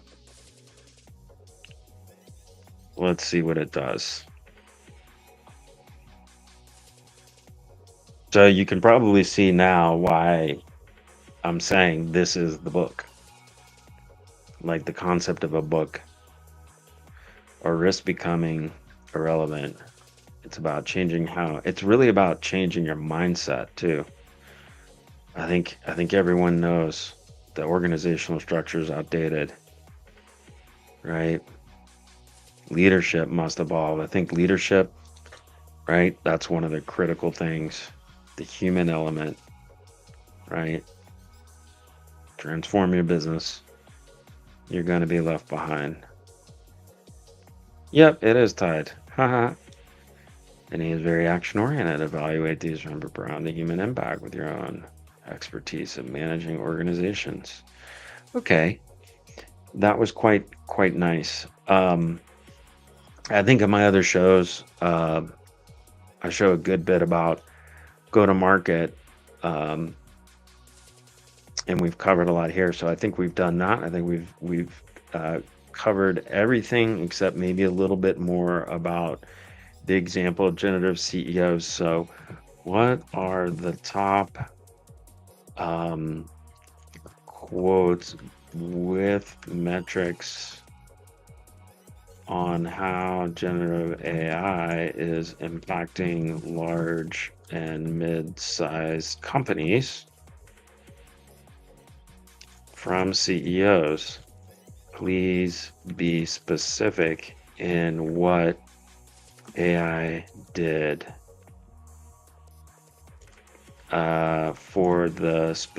for the department metrics and over what time period, if we know. What are the top 10 quotes?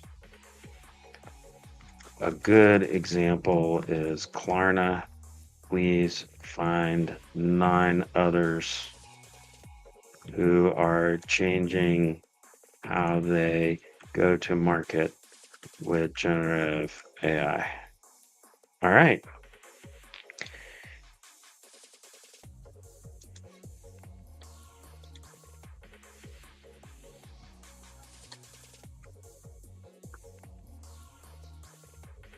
Okay. Yep. 2.3 million customer service conversations in a month. Doing the work. Yep.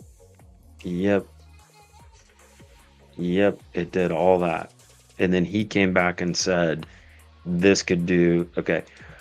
What did Sebastian from Klarna say about AI replacing his job?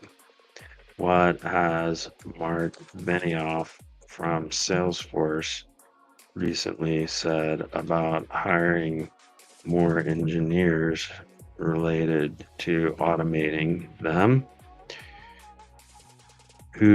Let's see. All right. So Satya embodying, early users were saying this. I meant like internally. So to enhance its now, so was I don't want to know what the software vendors are saying exactly, but okay. Multiple departments, they're using it to UI path. Okay. No. Who are other CEOs like Sebastian who are explaining the impact to Wall Street as the performance of their company is improved. Please avoid just quoting software CEOs who project a potential outcome for their software products. Okay. I think I've covered everything I want to cover in this. And I'm kind of constrained, but now I have rather long prompts that I could write 15 different books about this. Really, couldn't find direct quotes. Yep. Wow, that is the end of the second hour. Ooh. This is not true. So this is one of the challenges when you think he has implied cars way to compete and win against Stripe and Affirm. Okay. You can't find the direct quotes. That's... I don't like how Perplexity's doing with this. Let me pull these two together. And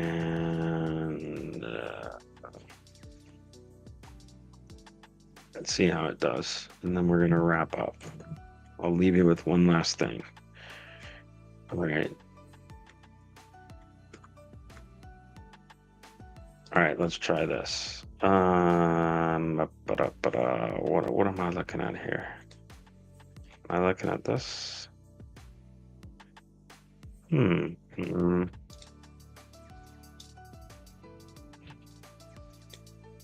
Okay, it's got all this stuff. All right, let's see how it does with this.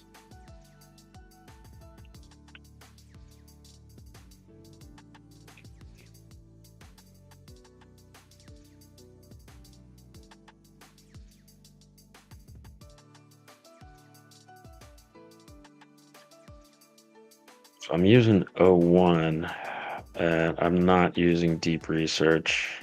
Probably should have used deep research. Paraphrase. So at least it says that. Yep, I might be replaced by AI.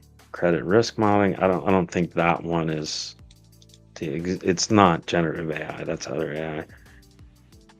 Multiple public comments that if AI grows sophisticated and discern better than him, he'd welcome it. What are we doing right now? It's augmenting his decisions. Yeah. I mean, it's not going to run everything, but a CEO can be 10 times. Yeah. I'm not trusting this because that's not what Benioff actually said. So you definitely have to be careful what you trust. Let me answer that again, but I want specific, valid, trustworthy data. And let's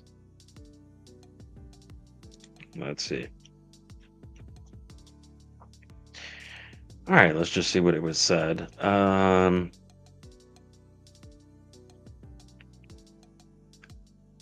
right, so I have some question marks about the trust of this so far, but yeah, onboarding time for our e-commerce catalog, that makes sense. Generate product descriptions, inventory classification, absolutely. I don't know that it does that. Faster time, I can believe that. See, as we're training for decades so bankers can glean insights. It's changing how we talk to clients. Yep. Client meeting prep reduced, absolutely. Yep, those are believable. R&D acceleration is a big one. CEO of Starbucks. All right, let's keep going. Pager duty. Yeah, again, she's talking about the product. All right, what is XMO? Model seismic data faster. Wow. So some of this is based on old AI versus new AI. It has a hard time differentiating between the two because they're used so interchangeably. Um, yeah, look. Huh. Mm, no, this is what Benioff came out and said was that he was never going to hire another software engineer. All right. Walk through how AI has a boosted revenue. Yep, there you go. Pricing him rather than yep. Yeah, this is so again, you got to be careful. Yeah. So I'm wondering yeah, Grok is actually I feel is like better. All right, the last thing I'll do. The last thing I'm going to do is I'm going to get a real-time stream here and I'm going to move this a little bit. How can I do this? Okay. I'm going to move this a little bit over here and I'm going to get this PowerPoint and we're going to move that a little bit over here like this. Okay. So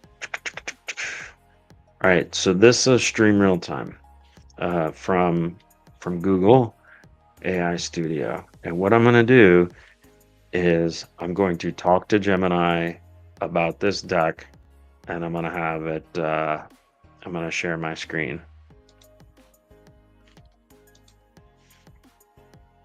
Nope, that's not what I wanted. Start a new stream. Share your screen. So I'm going to take this screen here and how am I going to do this? I think I'm going to put this up here out of the way. Whoop. And then I'm going to say entire screen. This is, here we go. This is what I want. Okay, hide.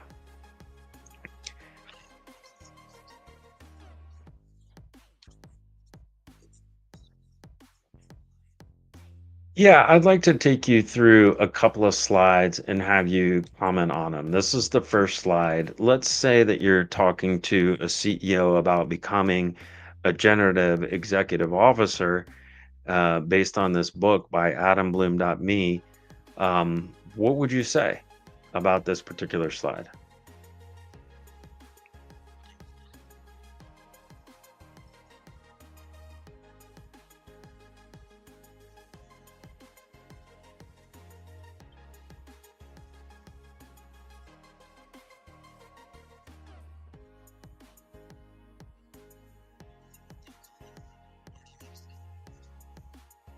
Let's go on to the next slide. I'm going to show you this slide. I'm going to show you this slide, and I'm going to show you this slide, and I'm going to show you this slide. And then I'm going to attach a file for you.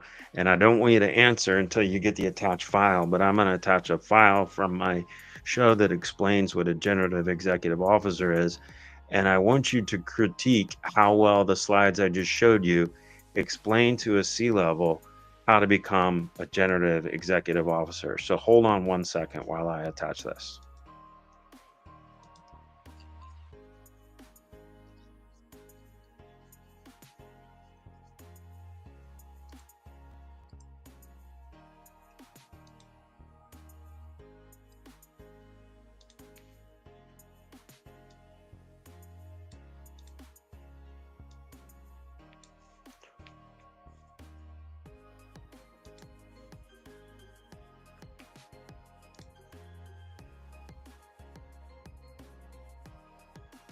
Okay, the two, oh, it messed it up. Let's try this again.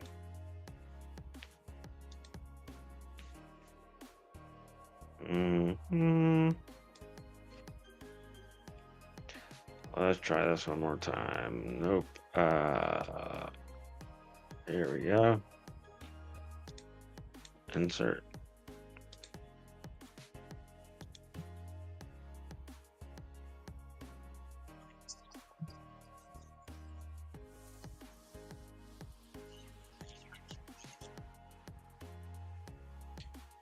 Something went wrong. Okay, so it won't let me do those things at the same time.